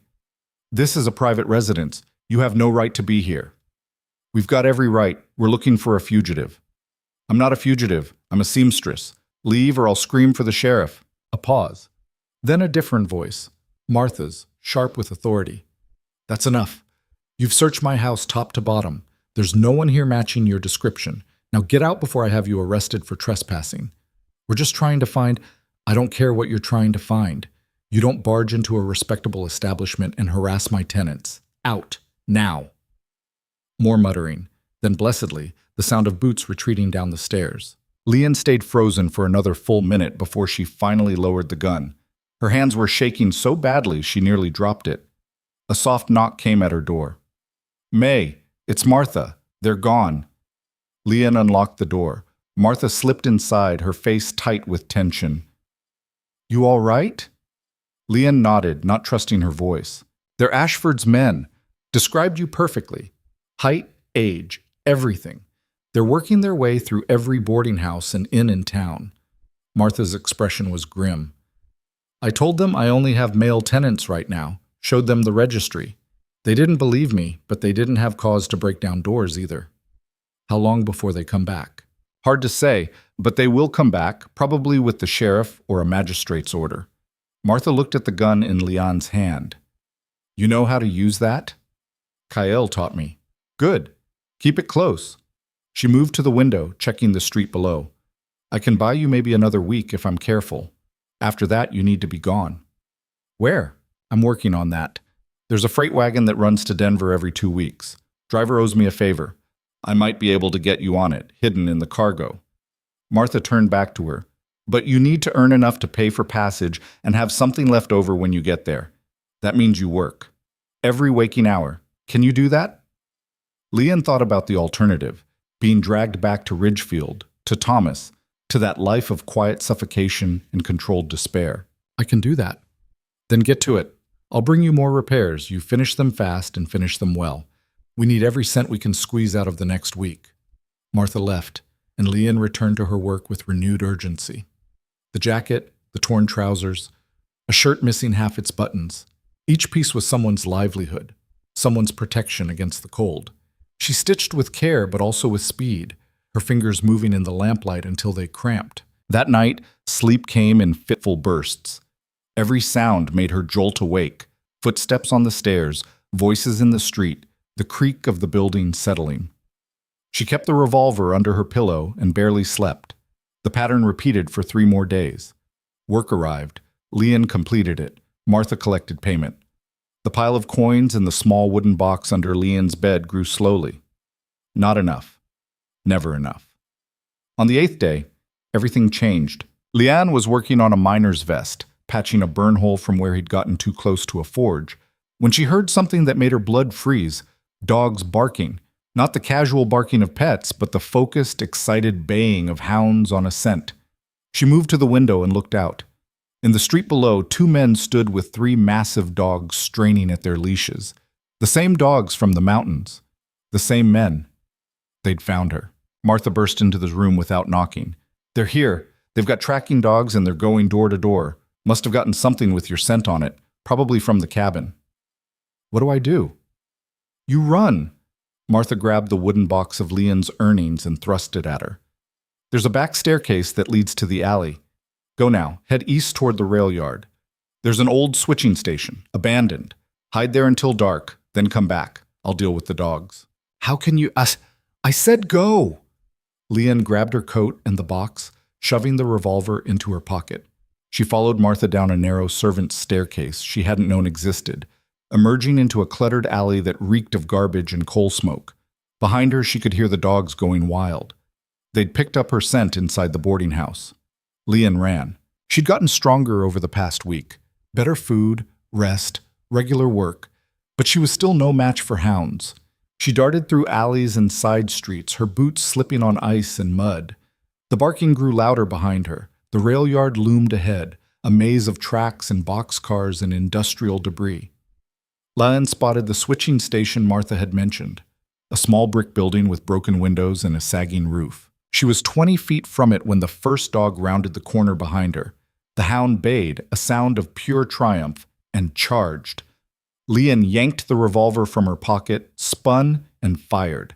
The shot went wide. She'd been aiming for the dog but hit nothing but air and brick. But the sound was enough to make the animal skid to a stop, confused and wary. Men's voices shouted from multiple directions. They'd heard the gunshot. Leanne turned and ran the last distance to the switching station, throwing herself through the broken doorway just as the dog recovered and lunged after her. She slammed what remained of the door and braced it with her body. The hound hit it like a battering ram, snarling and clawing. The door was old, rotted. It wouldn't hold. "In here," someone shouted outside. "She's in the switching station." Leanne looked around desperately. The building was a single room, maybe 20 feet square, filled with rusted equipment and broken furniture. No other exits. She'd trapped herself. The door splintered. A huge paw thrust through the gap, claws scrabbling. Leanne raised the revolver, aiming at the door, and waited.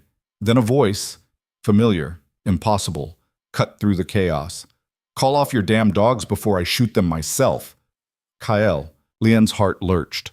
What was he doing here? He'd left days ago, gone back to his cabin in the mountains. "This doesn't concern you, friend," one of Thomas's men replied. "We're conducting lawful business." Lawful business doesn't involve sicking dogs on a woman in broad daylight. Kyle's voice was hard as iron. "I said call them off." "Or what? You'll shoot? There's 4 of us and 1 of you. I count 3. The one holding the dogs, the one doing the talking, and the nervous kid by the freight car who looks like he's never been in a real fight." A pause. "And I've got a shotgun. At this range, I don't need to be accurate. I just need to pull the trigger." Silence. Then, "We're authorized by Thomas Ashford to retrieve his wife. She's stolen property." "Women aren't property where I'm from." The distinctive sound of a shotgun being cocked. "Last time, call off your dogs." More silence. Then reluctantly, "Fine. Stand down, boys." The scratching at the door stopped. The baying quieted to frustrated whines. Leanne heard footsteps approaching the switching station. A knock, gentle this time. "Leanne, you in there?" She lowered the gun and opened what was left of the door. Kyle stood in the weak sunlight, shotgun cradled casually in his arms like it was an extension of his body.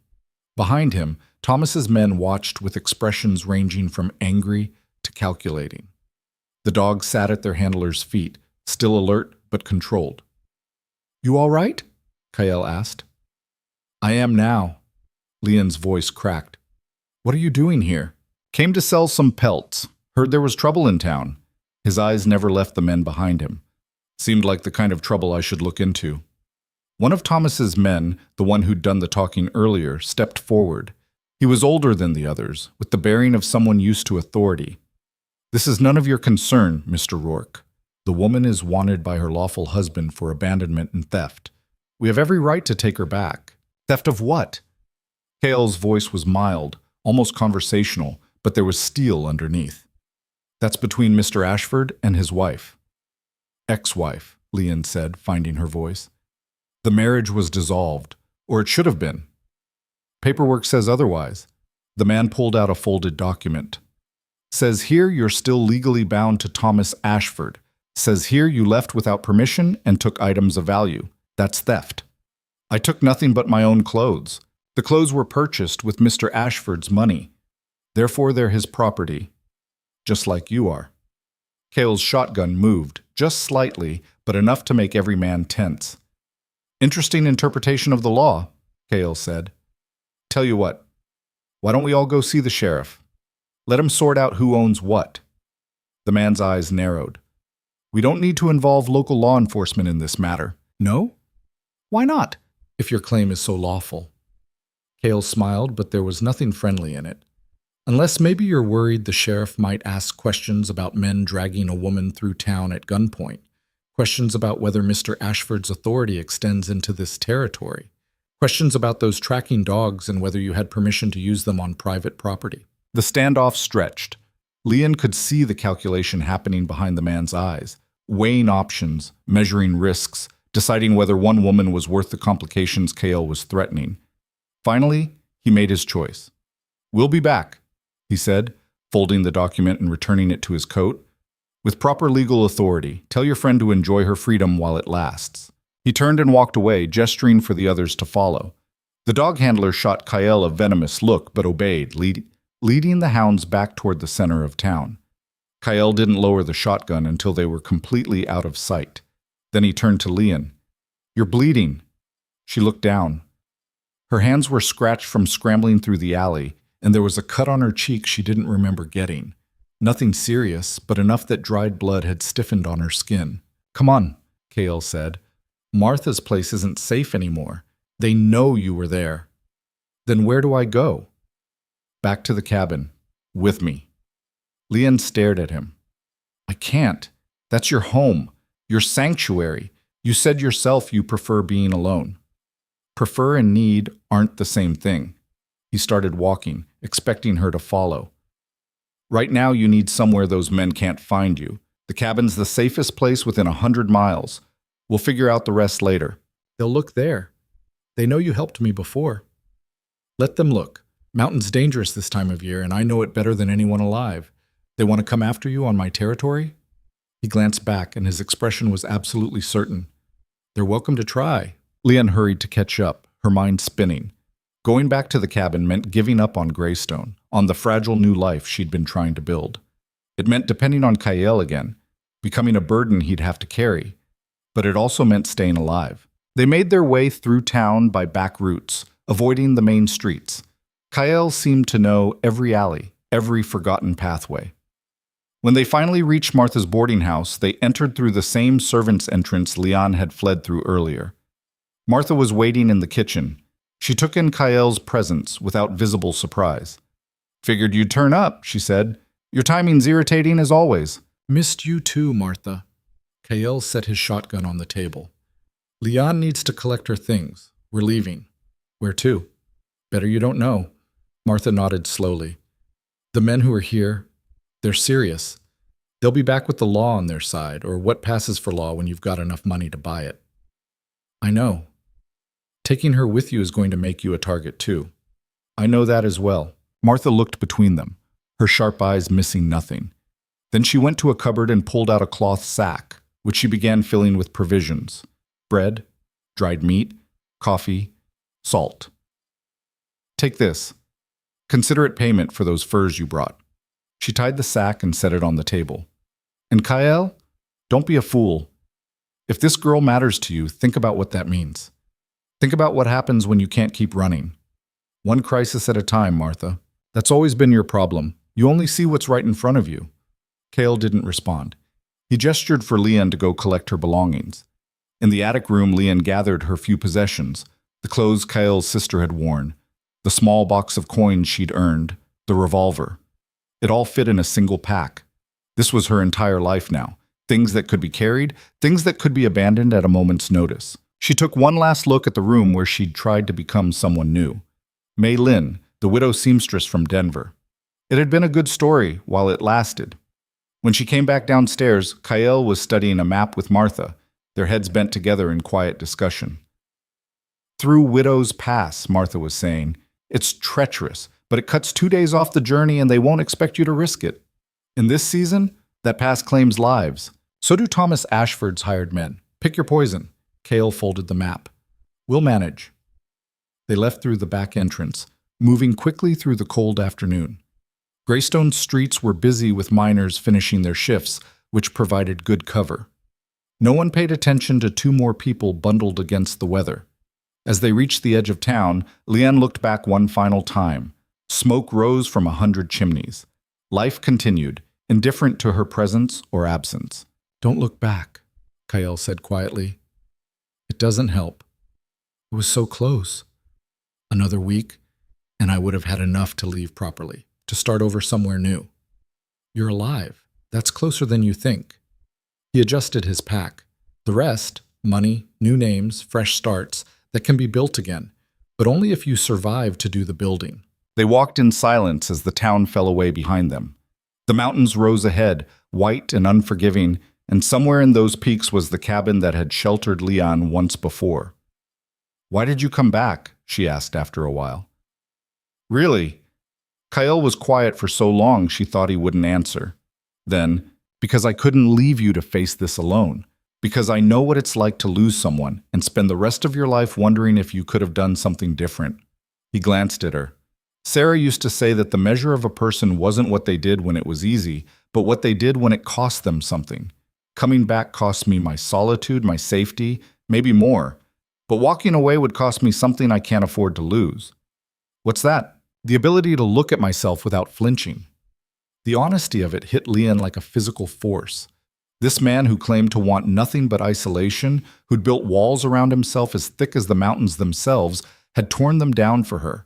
Not because she'd asked, not because she'd earned it, but because it was the right thing to do. I'm going to pay you back, she said fiercely. However long it takes, whatever I have to do. I'm going to... Stop. Kael's voice was firm, but not unkind. This isn't a transaction. I'm not keeping a ledger of debts and favors. If that's what you think this is, we need to clear it up right now. Then what is it? He considered the question as they walked, their breath forming clouds in the frozen air. It's 2 people trying to survive in a world that's made it hard for both of them, he said finally. It's recognizing that alone might be safer, but together might be stronger. It's... He stopped, frustrated with his own words. I don't know what it is, Leon. I just know that leaving you to those men would have been wrong, and I'm tired of living with wrongs I didn't try to fix. They walked on as the sun began its descent toward the horizon. The temperature dropped with the light, and Leon felt the familiar bite of mountain cold seeping through her layers. Kael led them off the main trail onto a narrow path that wound upward through dense forest. This wasn't the route they'd taken before, Leon realized. This was something different, harder, more remote. Widow's Pass, Kael said, reading her thoughts. Martha's right that it's dangerous, but it's also the last place those men will think to look. They're lowlanders. They won't know these mountain routes. And if the pass is blocked, then we turn back and find another way. He helped her over a fallen log. Nothing's certain in the mountains, except that the mountain doesn't care about your plans. As darkness fell, Kael called a halt in a small cave, barely more than an overhang, but enough to provide shelter from the wind. He built a small fire, keeping it low to avoid drawing attention, and they ate from Martha's provisions in tired silence. Leon watched the flames dance and thought about Thomas, about his hired men with their dogs and their documents, and their absolute certainty that she was property to be retrieved. She thought about Martha's warning that running only worked if you had somewhere to run to. "Kael," she said quietly, "what happens when we can't run anymore?" He poked at the fire with a stick, sending up small showers of sparks. "Then we stop running," he said, "and we stand. There's two people against Thomas Ashford's money and influence? That's not a fight we can win." "Maybe not, but it's the fight we've got." He looked at her across the fire. "You asked me once why I help you. The truth is I'm tired of hiding, tired of pretending that isolation is the same as peace. You showing up in that storm, half dead and desperate, it reminded me that there are things worth fighting for, people worth standing beside. Even if it costs you everything? Everything I have isn't worth much. A cabin, some traps. Solitude I convinced myself was noble when really it was just convenient." He fed another stick to the fire. "Sarah would have fought for you in a heartbeat, never would have hesitated. I've spent 7 years trying to honor her memory by surviving. Maybe it's time I honor it by actually living." Leon felt tears prick her eyes. "She'd be proud of you. Maybe. Or maybe she'd smack me for taking so long to figure it out." A ghost of a smile crossed his face. She was never subtle about her disappointments. They sat in comfortable silence for a while, the fire crackling between them. Outside their small circle of warmth, the mountain night pressed in, dark and cold and full of unknown dangers. But inside that circle, Lian felt something she hadn't felt since before her parents died. The simple, profound comfort of not being alone. When they finally banked the fire and settled in for sleep, Kael positioned himself between Lian and the cave entrance. A guard, a shield, a man who'd chosen to stand between her and harm, even though it made him vulnerable too. Lian pulled her blanket tight and closed her eyes, listening to the wind howl through the peaks above them. Tomorrow they would continue climbing toward Widow's Pass. Tomorrow they would face whatever dangers the mountain held.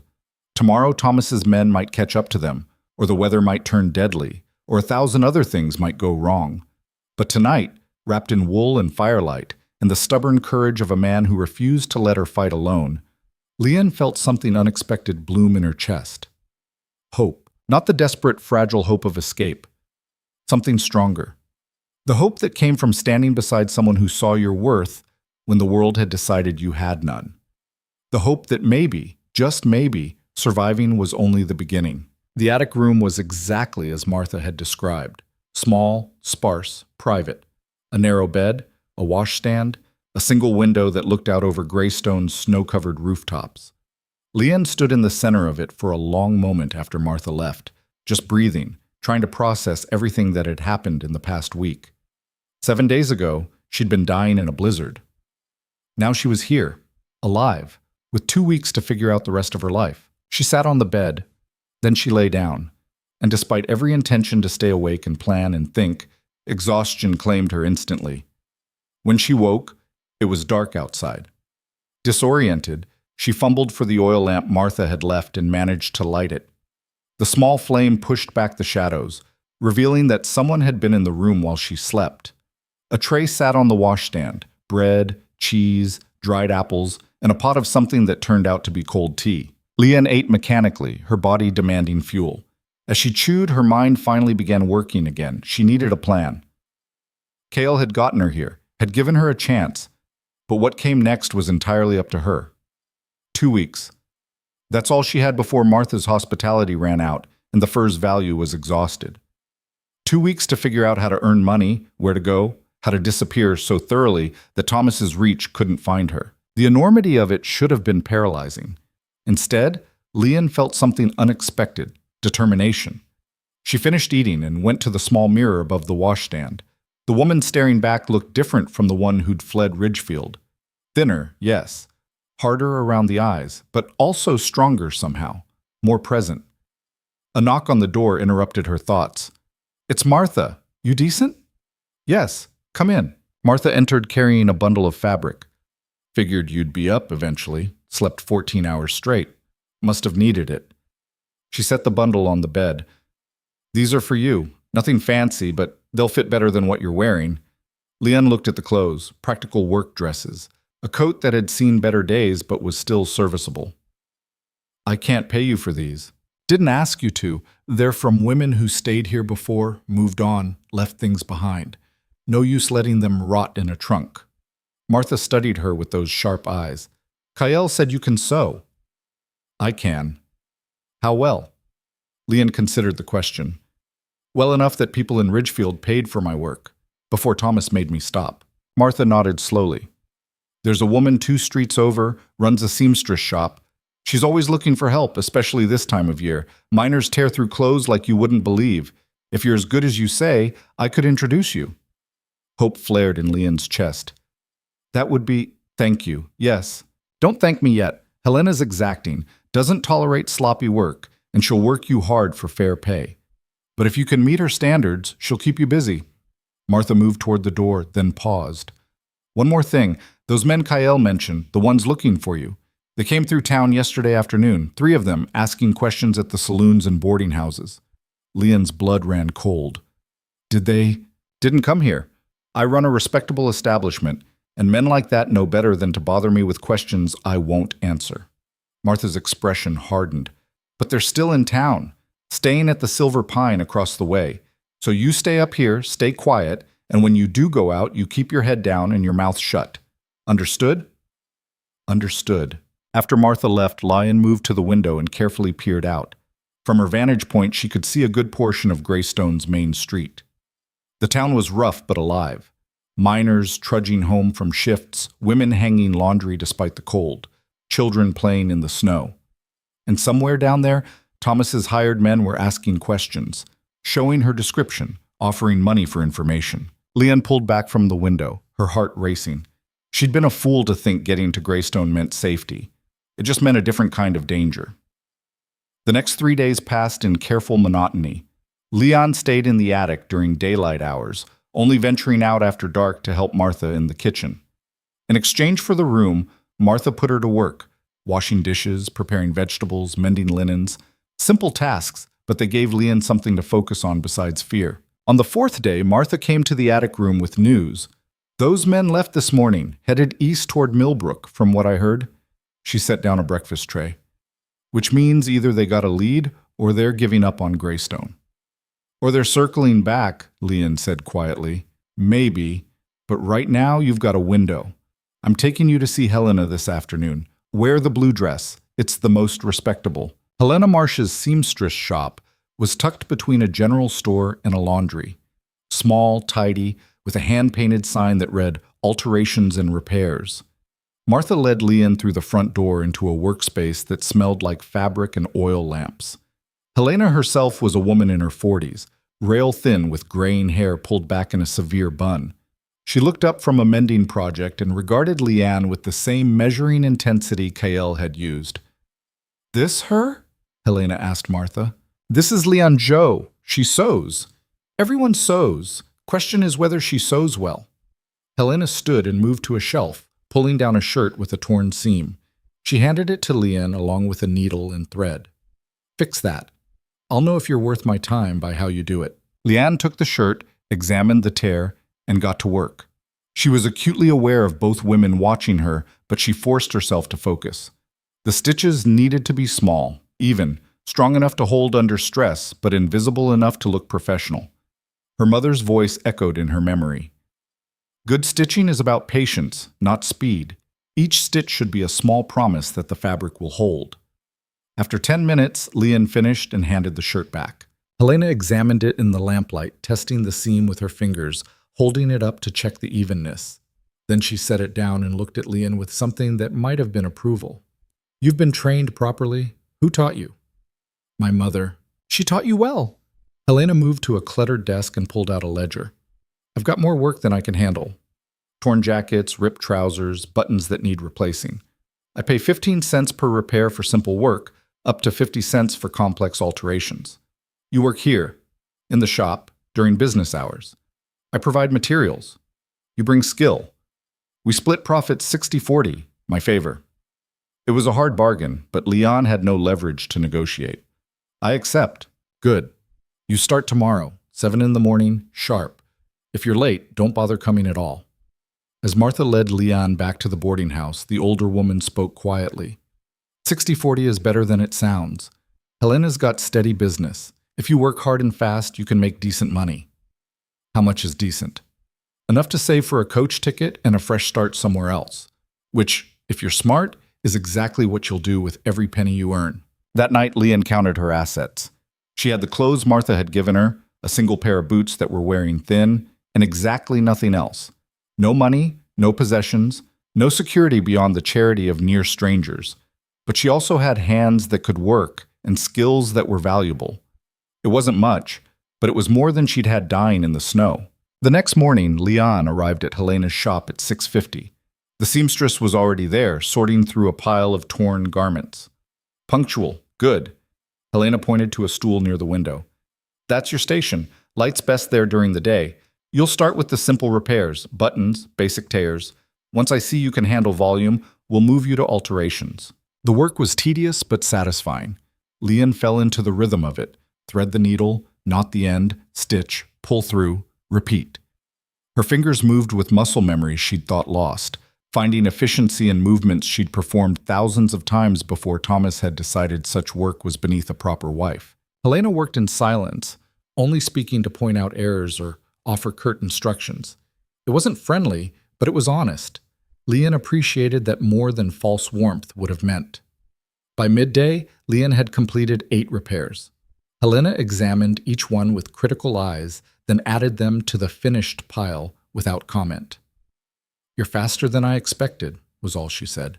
2 customers came in during the afternoon, a miner's wife needing a dress taken in, and a young man with a jacket that had lost most of its buttons. Helena handled both with professional efficiency, taking measurements and discussing prices with the ease of long practice. After they left, she turned to Leon. You worked in a shop before? No. I sewed at home. For myself and... Leon hesitated. For my household. Husband? Former husband. Helena made a sound that might have been understanding. You run from him, or he throw you out? I ran. Good for you. Helena returned to her work. Most women don't. They stay and take it until it kills them or breaks them so bad they might as well be dead. Leon's hands stilled on the fabric. You speak from experience? My sister married a man who smiled in public and used his fists at home. She died falling downstairs, the story went. But we all knew. Helena's jaw tightened. After that, I decided I'd never marry. Never give any man that kind of power over me. Do you regret it? Never. I've got my shop, my independence, my dignity. That's more than most women can say. She glanced at Leon. You'll want the same, if you're smart. Build something that's yours. Don't give any man the chance to take it away. They worked in silence for another hour. Then Helena locked the front door and began tallying the day's completed work. 8 repairs, all acceptable quality. That's $1.20, split 60-40. She counted out coins from a cash box. 48 cents for you. It was more money than Leon had held in months. She stared at the coins in her palm, feeling their weight, their possibility. Same time tomorrow, Helena said. And Leanne? Don't spend that on anything foolish.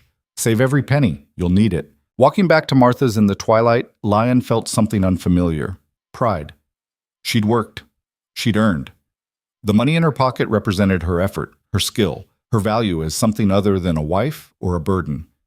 That night, she hid the coins in a small cloth pouch she'd sewn from scrap fabric, tucking it under the loose floorboard beneath her bed. It wasn't much of a hiding place, but it was hers. The days fell into a pattern. Wake at dawn, work at Helena's until dark, return to Martha's, eat whatever simple meal was provided, count her growing collection of coins, sleep. It was monotonous and exhausting and exactly what Leon needed. By the end of the first week, she'd earned $3.40. By the end of the second week, $6.15. Helena had moved her to alterations, more complex work that paid better. and the increased income felt like validation. But the calendar was advancing. The 2 weeks Martha had promised were nearly up. On the 13th day, Martha came to the attic after dinner. "We need to talk about your next step," she said without preamble. "Your time here's almost done." "I know. I've been saving. I have a little over $6 now." "That's good. That'll get you coach fare to Denver with a bit left over." Martha sat on the edge of the bed. "But $6 won't last long in a city. You'll need more. A lot more. I could stay longer, work more. Pay you—" "No." Martha's voice was firm. "Those men came back yesterday. Different ones this time, but asking the same questions. They're expanding their search, being more thorough. It's only a matter of time before someone talks." Fear iced Leanne's veins. "Someone knows I'm here?" "Helena knows, I know. That's 2 people too many in a town where information sells for the price of a drink." Martha stood. "I can give you 3 more days. After that, you need to be gone." 3 days. 72 hours to figure out how to survive the next phase of her life. After Martha left, Leanne pulled out her small pouch of coins and counted them again. $6.15. It seemed like so much and so little at the same time. She thought about Kyle, about the cabin in the mountains, about the brief window when she'd felt truly safe. She wondered if he'd made it back before the next storm, if he was sitting by his fire right now, alone again, the mountains keeping their silent watch. The thought of him alone made her chest ache in a way she didn't want to examine. The next morning at the shop, Helena noticed Leanne's distraction. "Something wrong?" "I have to leave Greystone, soon." Helena's hands didn't pause in their work. "The men looking for you?" "You know about them?" "I hear things. This is a small town, Leanne. Everyone hears everything eventually." She finished the seam she was working on and set it aside. "How much money do you have?" "A little over $6. "That's not enough. Not nearly enough." Helena stood and moved to her cash box. She counted out bills and coins, then handed them to Leanne. "Here, another $10. Leanne stared at the money. "I can't." "You can, and you will. Considerate payment for quality work and an investment in you not getting caught and dragged back to whatever hell you escaped from." Helena's expression was hard. "I told you about my sister. I couldn't help her. But I can help you." Tears burned in Leanne's eyes. "Thank you. Thank me by surviving, by building something good, by proving that running was worth it." Helena turned back to her work. "Now finish that hem. Just because you're leaving doesn't mean the work stops." That evening, Leanne sat in her attic room counting her total resources. $16.15. It was more than she'd had 2 weeks ago, but Helena was right. It wasn't enough to start over in a city. She'd need lodging, food, materials to set up her own sewing. A knock on the door interrupted her calculations. "It's me," Martha's voice called. Leanne opened the door to find Martha holding a bundle wrapped in brown paper. "This came for you. Man dropped it off an hour ago and left before I could ask questions." Leanne's heart hammered as she took the package. There was no name, no note, just the bundle tied with rough twine.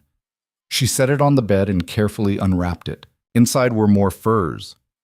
Beautiful, perfectly preserved pelts. Fox, mink, beaver, easily worth $50 or more.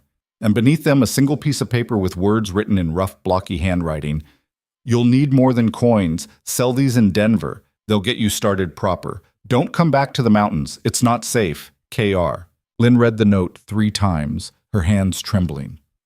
Kyle had come to Greystone, had risked coming to town where Thomas's men might see him, just to leave her this. More resources. More chances. More proof that someone believed she deserved them. "Who's K.R.?" Martha asked quietly. "A friend, I think." Leanne touched the furs gently. "Someone who's helped me more than I deserved." "Then you'd better make damn sure his help wasn't wasted." Martha moved toward the door. "I'll arrange transport for you. Day after tomorrow, there's a coach heading to Denver. I'll get you a seat." After Martha left, Leanne sat with the furs in her lap and let herself cry. Not from fear or despair, but from the overwhelming weight of kindness from people who owed her nothing. Martha, Helena, Kyle, all of them had chosen to help when they could have just as easily looked away.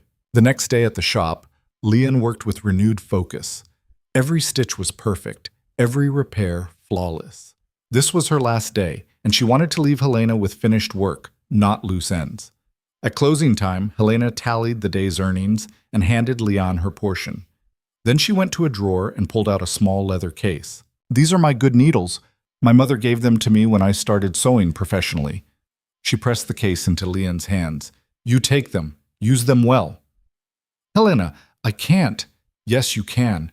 I'm getting old. My hands aren't as steady as they used to be. These needles deserve someone who'll use them for the next 40 years. She turned away, her voice gruff. "Now get out of here. You've got packing to do." Leon wanted to say something profound, something that would capture her gratitude, but words felt inadequate. So instead she just said, "I won't forget this. Any of it." "Good. Don't." Helena busied herself with locking up. "And Leanne, when you get where you're going, when you build that life you're running toward, you write to me. Let me know it was worth it. That's all the thanks I need." That night, Leon packed her meager belongings. The clothes Martha had given her, the needles from Helena, the money and furs from Kael, the revolver that had stayed hidden under her mattress since their flight from the cabin. Everything she owned in the world fit in a single canvas bag. It should have felt like failure. Instead, it felt like freedom. Martha woke her before dawn. "Coach leaves in an hour. Eat something quick, then we need to get you to the station without being seen." They moved through Greystone's dark streets like ghosts, stained alleys and back ways. The coach station was just opening when they arrived, the driver loading luggage by lamplight. Martha paid for Leon's ticket with money from the furs.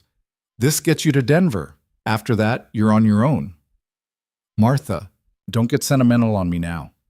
We both knew this was temporary, but Martha's eyes were softer than her voice. "You're stronger than you think, girl. Strong enough to survive what's behind you and build what's ahead. Don't forget that." The driver called for passengers to board. Leon picked up her bag, then impulsively hugged Martha. The older woman stiffened in surprise, then awkwardly patted Leon's back. "Go on, get out of here before I start acting like a fool." Leon climbed into the coach. There were 3 other passengers, a merchant, a woman traveling with a child, and an older man who immediately fell asleep in the corner. Leon took a seat by the window and watched as the driver secured the last of the luggage. As the coach lurched into motion, Leanne caught one last glimpse of Martha standing in the lamplight, arms crossed, watching. Then the coach turned a corner and Greystone disappeared behind them. They traveled for 2 days, stopping at way stations for food and rest. Leanne spoke to no one, kept her head down, and tried not to think about what waited in Denver, or what she was leaving behind. On the second night, at a station halfway between Greystone and Denver, Leon stepped outside for air. The night was cold but clear, stars brilliant overhead. She thought about the mountains, about Kyle's cabin, about the strange peace she'd found in that brief window of safety. She wondered if she'd ever feel that way again. "Pretty night," a voice said behind her. Leon spun to find a man standing in the shadows, middle-aged, well-dressed, with a face that might have been kind if his eyes weren't so calculating. "Yes," she said carefully, already backing toward the station door. "You traveling alone?" "I'm meeting someone in Denver. Long journey for a woman on her own." He stepped into the light, and Leon saw the bulge of a weapon under his coat. "You wouldn't happen to be coming from Greystone, would you?"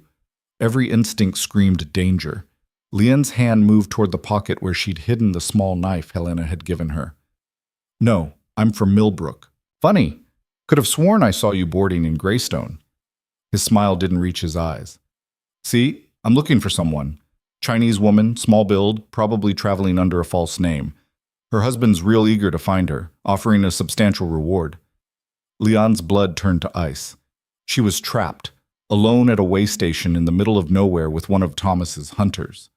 "I don't know what you're talking about." "Sure you don't." He moved closer. "Thing is, I don't actually need you to cooperate. I just need to bring you back. Conscious or unconscious, doesn't matter to me either way." He reached for her. Leon jerked back, pulling the knife, but he was faster. His hand clamped around her wrist like iron, twisting until the knife clattered to the ground. "Now that wasn't smart," he said. "Let go of me." "Can't do that. You're worth too much money." Leanne did the only thing she could think of. She screamed. The man cursed and clamped his other hand over her mouth, but it was too late. The station door burst open and the driver appeared, shotgun in hand. "What's going on out here?" The man released Lian and stepped back, hands raised in a placating gesture. Just a misunderstanding. The lady and I were having a discussion. Bullshit! The driver kept the shotgun trained on him. I know your type. Bounty hunter, aren't you? Or worse. Now hold on. Miss, you get yourself inside. This man's not bothering you again. The driver's voice was hard. And you get on your horse and ride. You're not welcome here. The man's face darkened with anger, but he apparently decided a confrontation with an armed driver wasn't worth it. He shot Lian one last look, a promise that this wasn't over, then walked to where a horse was tied and mounted. As he rode away into the darkness, the driver lowered his weapon. You all right, miss? Lian's hands were shaking violently. Yes, thank you, Thank you. Men like that are cowards. They prey on women traveling alone because they figure no one will stop them. He gestured toward the station. Come on, you'll ride inside with me tomorrow. Safer that way. That night, Lian didn't sleep. She sat with her back against the wall. The revolver Kael had given her loaded and ready in her lap. Every sound made her jump. Every shadow was a threat. Thomas's reach was longer than she'd thought. Even here, days away from Ridgefield, his money and his pride were hunting her. When dawn finally came, Lian felt hollow with exhaustion, but grimly determined. She'd survived the mountains, survived the chase, survived 2 weeks in Greystone. She'd survive this too. The driver kept his word. Lian rode next to him on the driver's bench for the final day of travel, her bag at her feet, the mountains slowly giving way to rolling plains and finally to the outskirts of Denver. The city was bigger than anything Lian had ever seen. Buildings rose 3 and 4 stories high. Streets teemed with people, more people than had lived in all of Ridgefield. Wagons, horses, noise, life. It was overwhelming and terrifying and exactly what she needed. The driver dropped her at the main depot. You got people here? No, but I'll figure it out. He studied her for a moment, then reached into his pocket and pulled out a card. My sister runs a boarding house on Blake Street. You tell her Jacob sent you. She'll treat you fair. Lian took the card, her throat tight. Why are you helping me? Because someone should. He tipped his hat. Good luck, miss. You're going to need it. As the coach pulled away, Lian stood in the middle of Denver with everything she owned in a canvas bag and $16 in her pocket. She had no plan, no contacts, no security. But she also had skills, determination, and the memory of everyone who'd helped her get this far. Martha, Helena, Kael, they'd all invested in her survival. The least she could do was prove them right. Lian squared her shoulders, picked up her bag, and started walking toward Blake Street. Behind her, the mountains rose in the distance, beautiful, dangerous, and full of memories. She didn't look back. There was no point. The only direction that mattered now was forward. Blake Street was louder than Lian had imagined any street could be. Vendors shouted about their wares, horses clopped past, pulling overloaded wagons, and somewhere a piano played badly through an open saloon door. She found the address on Jacob's card wedged between a dry goods store and a barber shop, a narrow 3-story building with peeling paint and a hand-lettered sign that read Murphy's Rooms. The woman who answered Lian's knock was short, round, and had the same sharp eyes as her brother. Help you? Jacob sent me. The coach driver. He said you might have a room. The woman, Mrs. Murphy, presumably, looked Lian up and down with the practiced assessment of someone who'd seen every type of desperate traveler Denver had to offer. Jacob's got a soft heart for strays. How much money you got? Enough for a week's lodging. Maybe 2 if the price is fair. Fair's relative. Room's $3 a week, includes breakfast. No men, no drinking, no trouble. You bring trouble. You're out on your ear. Understood? Understood. Mrs. Murphy led her up 2 flights of stairs to a room barely bigger than the attic in Greystone, but it had a real bed, a window with actual glass, and a lock on the door. To Lian, it looked like luxury. Payments in advance. Lian counted out $3, watching her precious savings diminish. That left her $13 in change, not nearly enough if she couldn't find work quickly. There's a washroom down the hall, Mrs. Murphy continued. Breakfast is at 7 sharp. Miss it, you don't eat. And I meant what I said about trouble. I see anyone suspicious asking after you. I'm not lying for you. I wouldn't ask you to. Mrs. Murphy's expression softened slightly. Good, because I like you better when you're honest. She moved toward the door. Word of advice. You're looking for work. Try the garment district on Larimer. Plenty of shops, always need hands. Chinese girl who can sew should find something quick enough. After she left, Liane sat on the bed and allowed herself exactly 5 minutes of fear. 5 minutes to acknowledge that she was in a strange city with dwindling resources and Thomas's hunters still looking for her. 5 minutes to feel small and overwhelmed and uncertain. Then she stood up, unpacked her few belongings, and started planning. The next morning, she was on Larimer Street before most shops had opened. The garment district was a cluster of storefronts advertising tailoring, alterations, dressmaking, and custom suits. Liane walked the length of it twice, studying each shop, trying to determine which ones looked prosperous enough to pay fair wages, but not so fancy that they'd never hire someone without references. She settled on a shop called Chen's Fine Tailoring. The name suggested Chinese ownership, and the window display showed quality work without ostentatious luxury. Taking a breath, she pushed open the door. A bell chimed. An older Chinese man looked up from a cutting table, his expression shifting from neutral to surprised when he saw her. "We're not open yet," he said in Cantonese. Liane answered in the same language. "I'm not here to buy. I'm looking for work. I can sew." His eyebrows rose. "Everyone can sew. I need people who can tailor." "Then let me show you." Something in her tone made him pause. He studied her for a long moment, then pulled a jacket from a pile of unfinished garments and handed it to her along with needle and thread. "Finish the buttonholes. If they're acceptable, we'll talk." Liane took the jacket to a stool near the window where the morning light was best. Buttonholes were finicky work. Too loose, and buttons would fall through. Too tight, and they'd tear. She worked carefully, using the techniques her mother had taught her, making each stitch precise and even. Mr. Chen watched without comment, occasionally glancing over, but mostly continuing his own work. When Liane finished the fourth and final buttonhole, she handed the jacket back.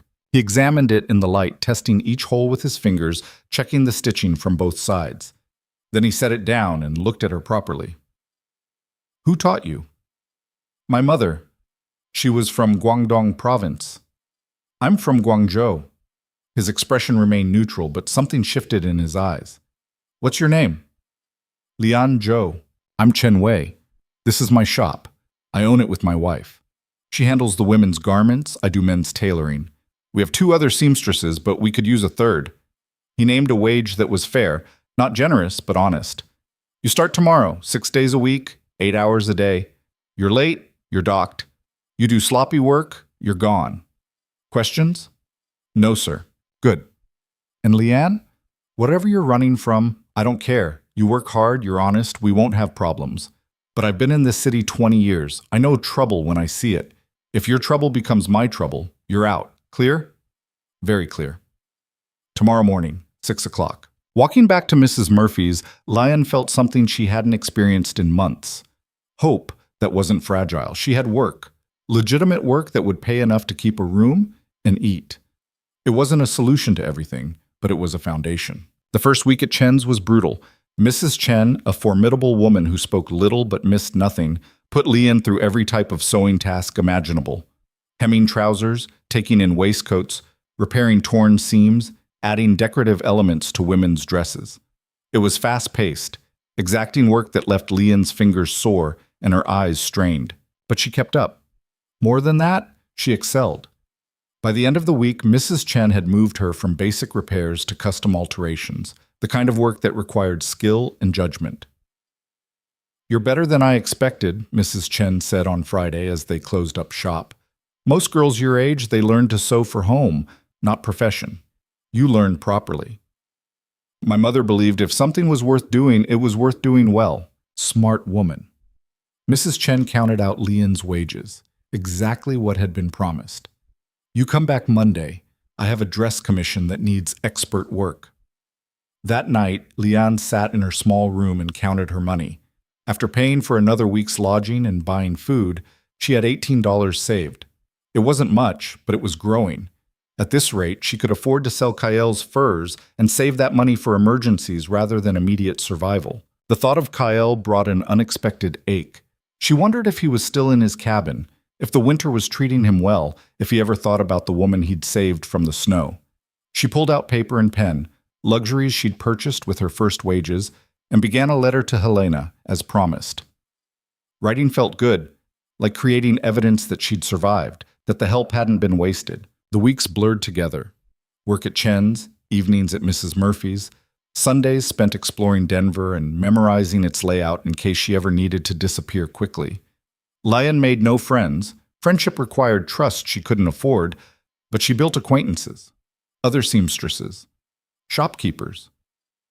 The Chinese community in Denver was small but tight-knit, and being associated with Chen's gave her a measure of respectability. 2 months after arriving in Denver, Lian had saved $43. She'd also established a routine that felt almost normal, almost safe. That illusion shattered on a Tuesday afternoon in March. Lian was working on a difficult alteration, taking in a dress that had been poorly constructed originally, when the shop bell chimed. She glanced up automatically and felt her blood turn to ice. Thomas stood in the doorway.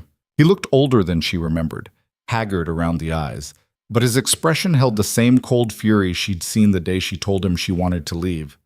"Hello, Lian," he said. Mrs. Chen looked between them, sensing immediately that something was wrong. "Can I help you?" "I'm here for my wife." Thomas's voice was measured, controlled, the tone he used when he wanted witnesses to think he was the reasonable one. "She ran away from home. I've been looking for her for months." "I'm not your wife," Lian said, her voice steadier than she felt. "The marriage was annulled." "No, it wasn't. I never signed the papers." He pulled documents from his coat. "Legally, you're still Mrs. Thomas Whitmore, and legally, you're required to return home with me." Mr. Chen had emerged from the back room. "This is a place of business. If you have legal matters, settle them with lawyers. Not here. I'm simply collecting what's mine." Thomas moved further into the shop, and Lian saw 2 other men enter behind him, the same type of hired muscle who'd tracked her to Greystone. "Lian, gather your things. We're leaving." "I'm not going anywhere with you." His face hardened. "Don't make this difficult. You've embarrassed me enough. The scandal back in Ridgefield, the whispers, the judgment, all because you couldn't be grateful for what you had." "Grateful?" The word came out sharp and bitter. "You wanted me grateful for being controlled, diminished, and treated like property? I gave you a home, status, everything a woman could want. Everything except freedom, everything except dignity, everything except the right to choose my own life." Thomas's mask of civility cracked. "You don't get to choose. You're my wife. You took vows. Vows you broke every time you raised your voice. Every time you made me feel worthless. Every time you—" Lian stopped, aware of the audience, aware that some things didn't need to be spoken aloud to be understood. "Mr. Whitmore," Mr. Chen said firmly, "you need to leave. Now. This doesn't concern you. This is my shop. That makes it my concern. If you have legal claims, pursue them through proper channels. But you're not taking anyone from here against their will." One of Thomas's hired men stepped forward. "Maybe we should explain it differently." The shop door burst open again. Lian's heart sank, expecting more of Thomas's people. Instead, Cale Rourke filled the doorway. He looked exactly as Lian remembered, tall, rough, dangerous, but somehow even more imposing in the confined space of the shop. His eyes found her first, checking that she was unharmed, then shifted to Thomas with an expression that could freeze fire. "You've got a real bad habit of not letting go," Kyle said. Thomas turned, confused. "Who the hell are you?" "Someone who doesn't like men who hunt women." Cale moved into the shop with the casual confidence of someone who'd been in countless fights and won most of them. "Heard you were in town asking questions. Figured I'd find you eventually." "This is a private matter." "Nothing about this is private. You brought hired muscle to a seamstress shop to intimidate a woman who left you. That's about as public as shame gets." Thomas's face flushed. "You have no idea what you're interfering with." "I know exactly what I'm interfering with. I know men like you. You lose control of something, you can't handle it, makes you feel weak, so you throw money at the problem, hire thugs, make a big show." Kyle's voice was conversational, but his posture was combat-ready. "But here's the thing, she's not going back with you. Not today. Not ever. She's legally my wife. Then take it to a judge, file papers, do whatever legal thing you want to do. But right now, you're leaving, and she's staying. One of the hired men pulled back his coat, revealing a gun. Kyle didn't flinch. If anything, he looked almost amused. You really want to draw a weapon in a crowded shop in broad daylight? Denver's got laws about that. Got police too. And I'm guessing your employer here doesn't want the kind of attention that comes with public violence. Kyle looked directly at the armed man. But if you do want to try, I'm standing right here. The tension stretched taut as wire. Leon couldn't breathe. The shop felt like it was holding its breath. Thomas was the one who broke first. This isn't over. Yeah, it is, Kyle said. You just don't know it yet. I have legal rights. You have papers. Rights are something different. Kyle gestured toward the door. Now you can walk out with your dignity mostly intact, or I can help you out. Your choice. For a moment, Lion thought Thomas might actually try to fight. His jaw worked, his hands clenched into fists, and something violent flickered in his eyes. Then he turned to Leon. You'll regret this. The scandal, the shame. You'll never escape it. No decent man will ever want you now. Good, Leon said, surprised by the strength in her own voice. I don't want decent men who think like you. I want a life that's mine. Thomas looked like he'd been slapped. Without another word, he turned and left, his hired men following. The shop bell chimed their exit almost cheerfully. The silence that followed was deafening. Mrs. Chen spoke first. Well, that was eventful. Leon's legs suddenly felt weak. She sat down hard on the nearest stool, her hands shaking violently. Kale moved to her side, not touching but present. You all right? I don't know. Maybe. She looked up at him. What are you doing here? How did you even know? Heard through channels that someone from Ridgefield was asking questions in Denver about a Chinese woman.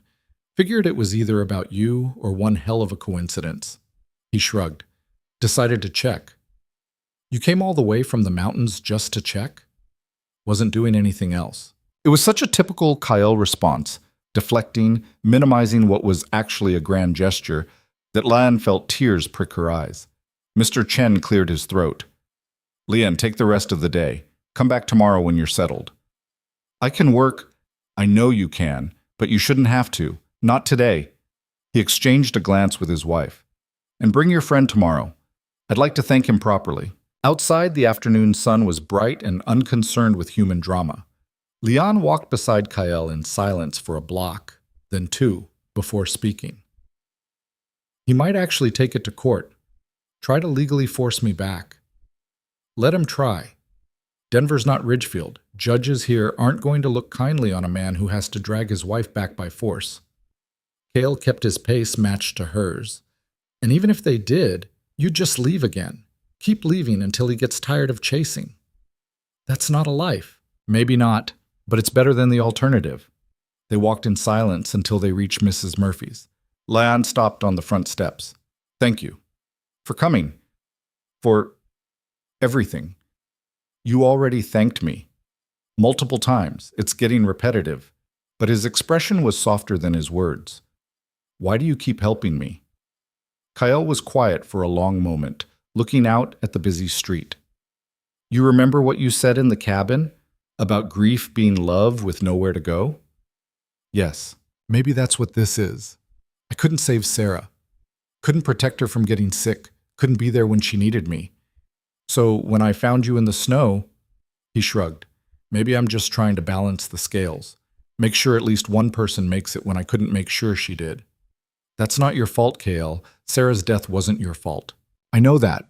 In my head, I know it. But knowing something and believing it are different things. He finally looked at her. You're doing good, Leanne. Building something real. That matters. Will you stay? In Denver, I mean. At least for a while? Can't. Mountains don't take care of themselves. He saw her expression and added, but I'll come back. Check on you. Make sure Thomas doesn't try anything stupid. I can take care of myself. I know you can. Doesn't mean you have to do it alone. That evening, Leanne sat in her room and let herself feel everything she'd been holding back during the confrontation. Fear, anger, relief, gratitude, all of it crashed over her in waves until she was crying into her pillow, her body shaking with the release. But underneath the fear was something else: satisfaction. She'd stood up to Thomas, had told him directly, in front of witnesses, that she wasn't going back. And she'd meant it. The next morning, she returned to Chen's to find Kyle already there, drinking tea with Mr. Chen and discussing mountain versus city life like they were old friends. "Ah, Lian," Mr. Chen said. "I was just telling your friend about the dress commission. I think you should handle it." "The custom order, but that's important work. High profile." "Yes, which is why I want my best seamstress on it." He smiled slightly. "You've proven yourself. Time you got the recognition for it." The commission was for a wealthy merchant's wife, an elaborate dress with complex embroidery and beading.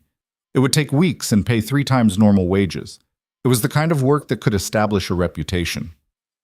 "I won't let you down," Lian promised. Over the following weeks, she poured herself into the project. Every stitch was perfect, every detail considered.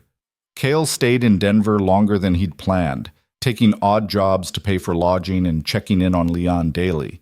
His presence became a steady comfort, not hovering, not controlling, just there. They fell into an easy rhythm.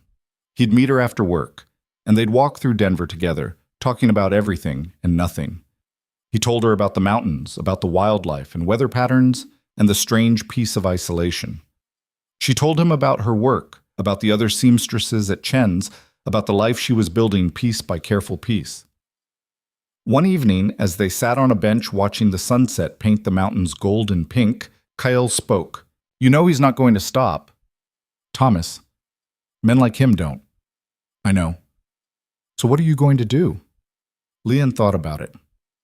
"I'm going to live, work, save money, build a reputation, and if he comes back, I'll face it then. But I'm not running anymore. I'm not letting the fear of what he might do stop me from building what I want." Cale nodded slowly. "That's good. That's exactly right. What about you? Are you going back to the mountains?" "Eventually, but not yet." He looked at her, and something in his expression made her breath catch. "Turns out I got used to having someone to talk to. Someone who doesn't think I'm crazy for choosing mountains over people." "I don't think you're crazy." "No, you understand it. That's different." They sat in comfortable silence as the sun sank lower. Then Kyle spoke again, his voice careful. "You remember asking me if I ever wanted more? Back in the cabin?" "I remember. I told you wanting more is how you get disappointed. I still believe that mostly, but lately I've been thinking maybe there's different kinds of more. Maybe more doesn't have to be wanting everything. Maybe it can just be wanting something specific." He turned to look at her fully. "Someone specific." Leon's heart hammered. "Kyle, I'm not good with words. Never have been. And I'm not promising forever or anything pretty, but I'm saying—" He stopped, clearly struggling. "I'm saying I don't want to go back to the mountains alone. Not if there's a chance you'd consider coming with me, or me staying here, or, hell, I don't know, something that's not me in one place and you in another." "You're asking me to choose you," Lian said softly. "I'm asking if you want to. There's a difference. You don't owe me anything. What I did, helping you, that wasn't conditional. But if you thought maybe—" He was fumbling badly, his usual confidence completely gone. Lian reached out and took his hand. His fingers were rough, scarred, strong. They closed around hers gently. "I choose you," she said, "not because I owe you, not because I need saving, but because you're the first person who ever let me be strong and vulnerable at the same time. Because you see me as someone capable, not broken. Because when I think about building a life, you're in it." "I'm not easy to be around," he warned. "I'm rough. I've got a temper. I like being alone more than most people. I'm stubborn. I've got scars that won't heal. And I come with the kind of past that might keep causing problems. Sounds like we're both disasters. Sounds like we're both survivors." Kale's smile was slow but genuine. "Yeah, I guess we are." They sat there as the last light faded. Two broken people who'd found in each other not someone to fix them, but someone to stand beside them while they fixed themselves. The dress commission was completed a month later to enormous acclaim. The merchant's wife was thrilled, and word spread through Denver's upper circles about the talented seamstress at Chen's. More commissions followed. Lian's reputation grew. Thomas did try to take it to court. He filed papers claiming legal abandonment, demanding Lian's return. But Denver's judge, a practical man who'd seen too many cases of men trying to control women through legal means, ruled that no person could be forced to return to a marriage against their will, annulment papers or not. He gave Leanne 6 months to file her own divorce petition, which she did immediately. The scandal Thomas had threatened never materialized. Or rather, it did, but it was Thomas who bore the brunt of it. A man who traveled across territories to drag his wife back was viewed with suspicion, not sympathy. Ridgefield's society whispers followed him, not her. He left Denver defeated and didn't return. Kyle stayed. He found work as a wilderness guide, leading wealthy Easterners on mountain expeditions. It played to his strengths: knowledge of the terrain, comfort with isolation, and an ability to keep idiots alive in conditions that would have killed them otherwise. The pay was good, and it allowed him to split his time between Denver and the mountains. After 6 months, Leanne had saved enough to rent her own small room near the shop. It wasn't much, one room with a stove and a bed, but it was hers. Truly, completely hers. The first night in her own place, Kyle brought her a housewarming gift, a set of drawing pencils and good paper. "You said you used to draw," he explained, almost embarrassed. "Before Thomas. Thought maybe you'd want to again." Leanne stared at the supplies, then at him. "I don't even remember how." "Then learn again. Just because something got taken from you doesn't mean you can't take it back." She started slowly, simple sketches at first, relearning how to see shapes and shadows. But gradually, her mother's teachings came back. She drew the mountains from Kyle's descriptions, drew the cabin where he'd saved her, drew the streets of Denver and the faces of the people who'd helped her survive. Helena wrote back to Leanne's letter with encouragement and news from Greystone. Martha sent a package with practical supplies and a note that just said, "Knew you'd make it." Mr. and Mrs. Chen treated Leanne less like an employee and more like family. A year after arriving in Denver, Leanne opened her own small seamstress shop. It was tiny, barely more than a storefront with a back room, but the sign above the door read L. Joe Custom Tailoring, and it was hers. Kyle helped her move equipment, build shelving, and install proper lighting. On opening day, he stood in the doorway and looked at her with something that might have been pride. "You did it," he said. "Built something from nothing. Not nothing. From help. From kindness. From people who believed I deserved a chance. And you proved them right." He pulled her into a hug, still awkward after all this time, but genuine. "Sarah would have liked you, would have liked seeing you succeed. I wish I could have met her." "Me too." They were quiet for a moment, standing in Leanne's shop, surrounded by fabric and promise. "So what now?" Kyle asked. "Now I work. Build a business, build a life. And us? What are we building?" Leanne pulled back to look at him. "Whatever we want.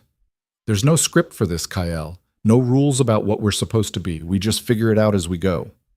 "I can do that," he said, "as long as we're figuring it out together." Winter came early that year. The first snow fell in October, blanketing Denver in white. Leanne stood at her shop window watching it fall and thought about the woman who'd collapsed in different snow a year and a half ago. That woman had been desperate, broken, running from everything with no destination in mind. This woman, the one standing here now, had a business, a home, people who cared about her, and a future she was building by choice. Kyle came through the door, shaking snow from his coat. "Thought you might want to close early. Weather's getting bad. It's just snow." "Yeah, but we both remember what snow can mean." He moved to stand beside her at the window.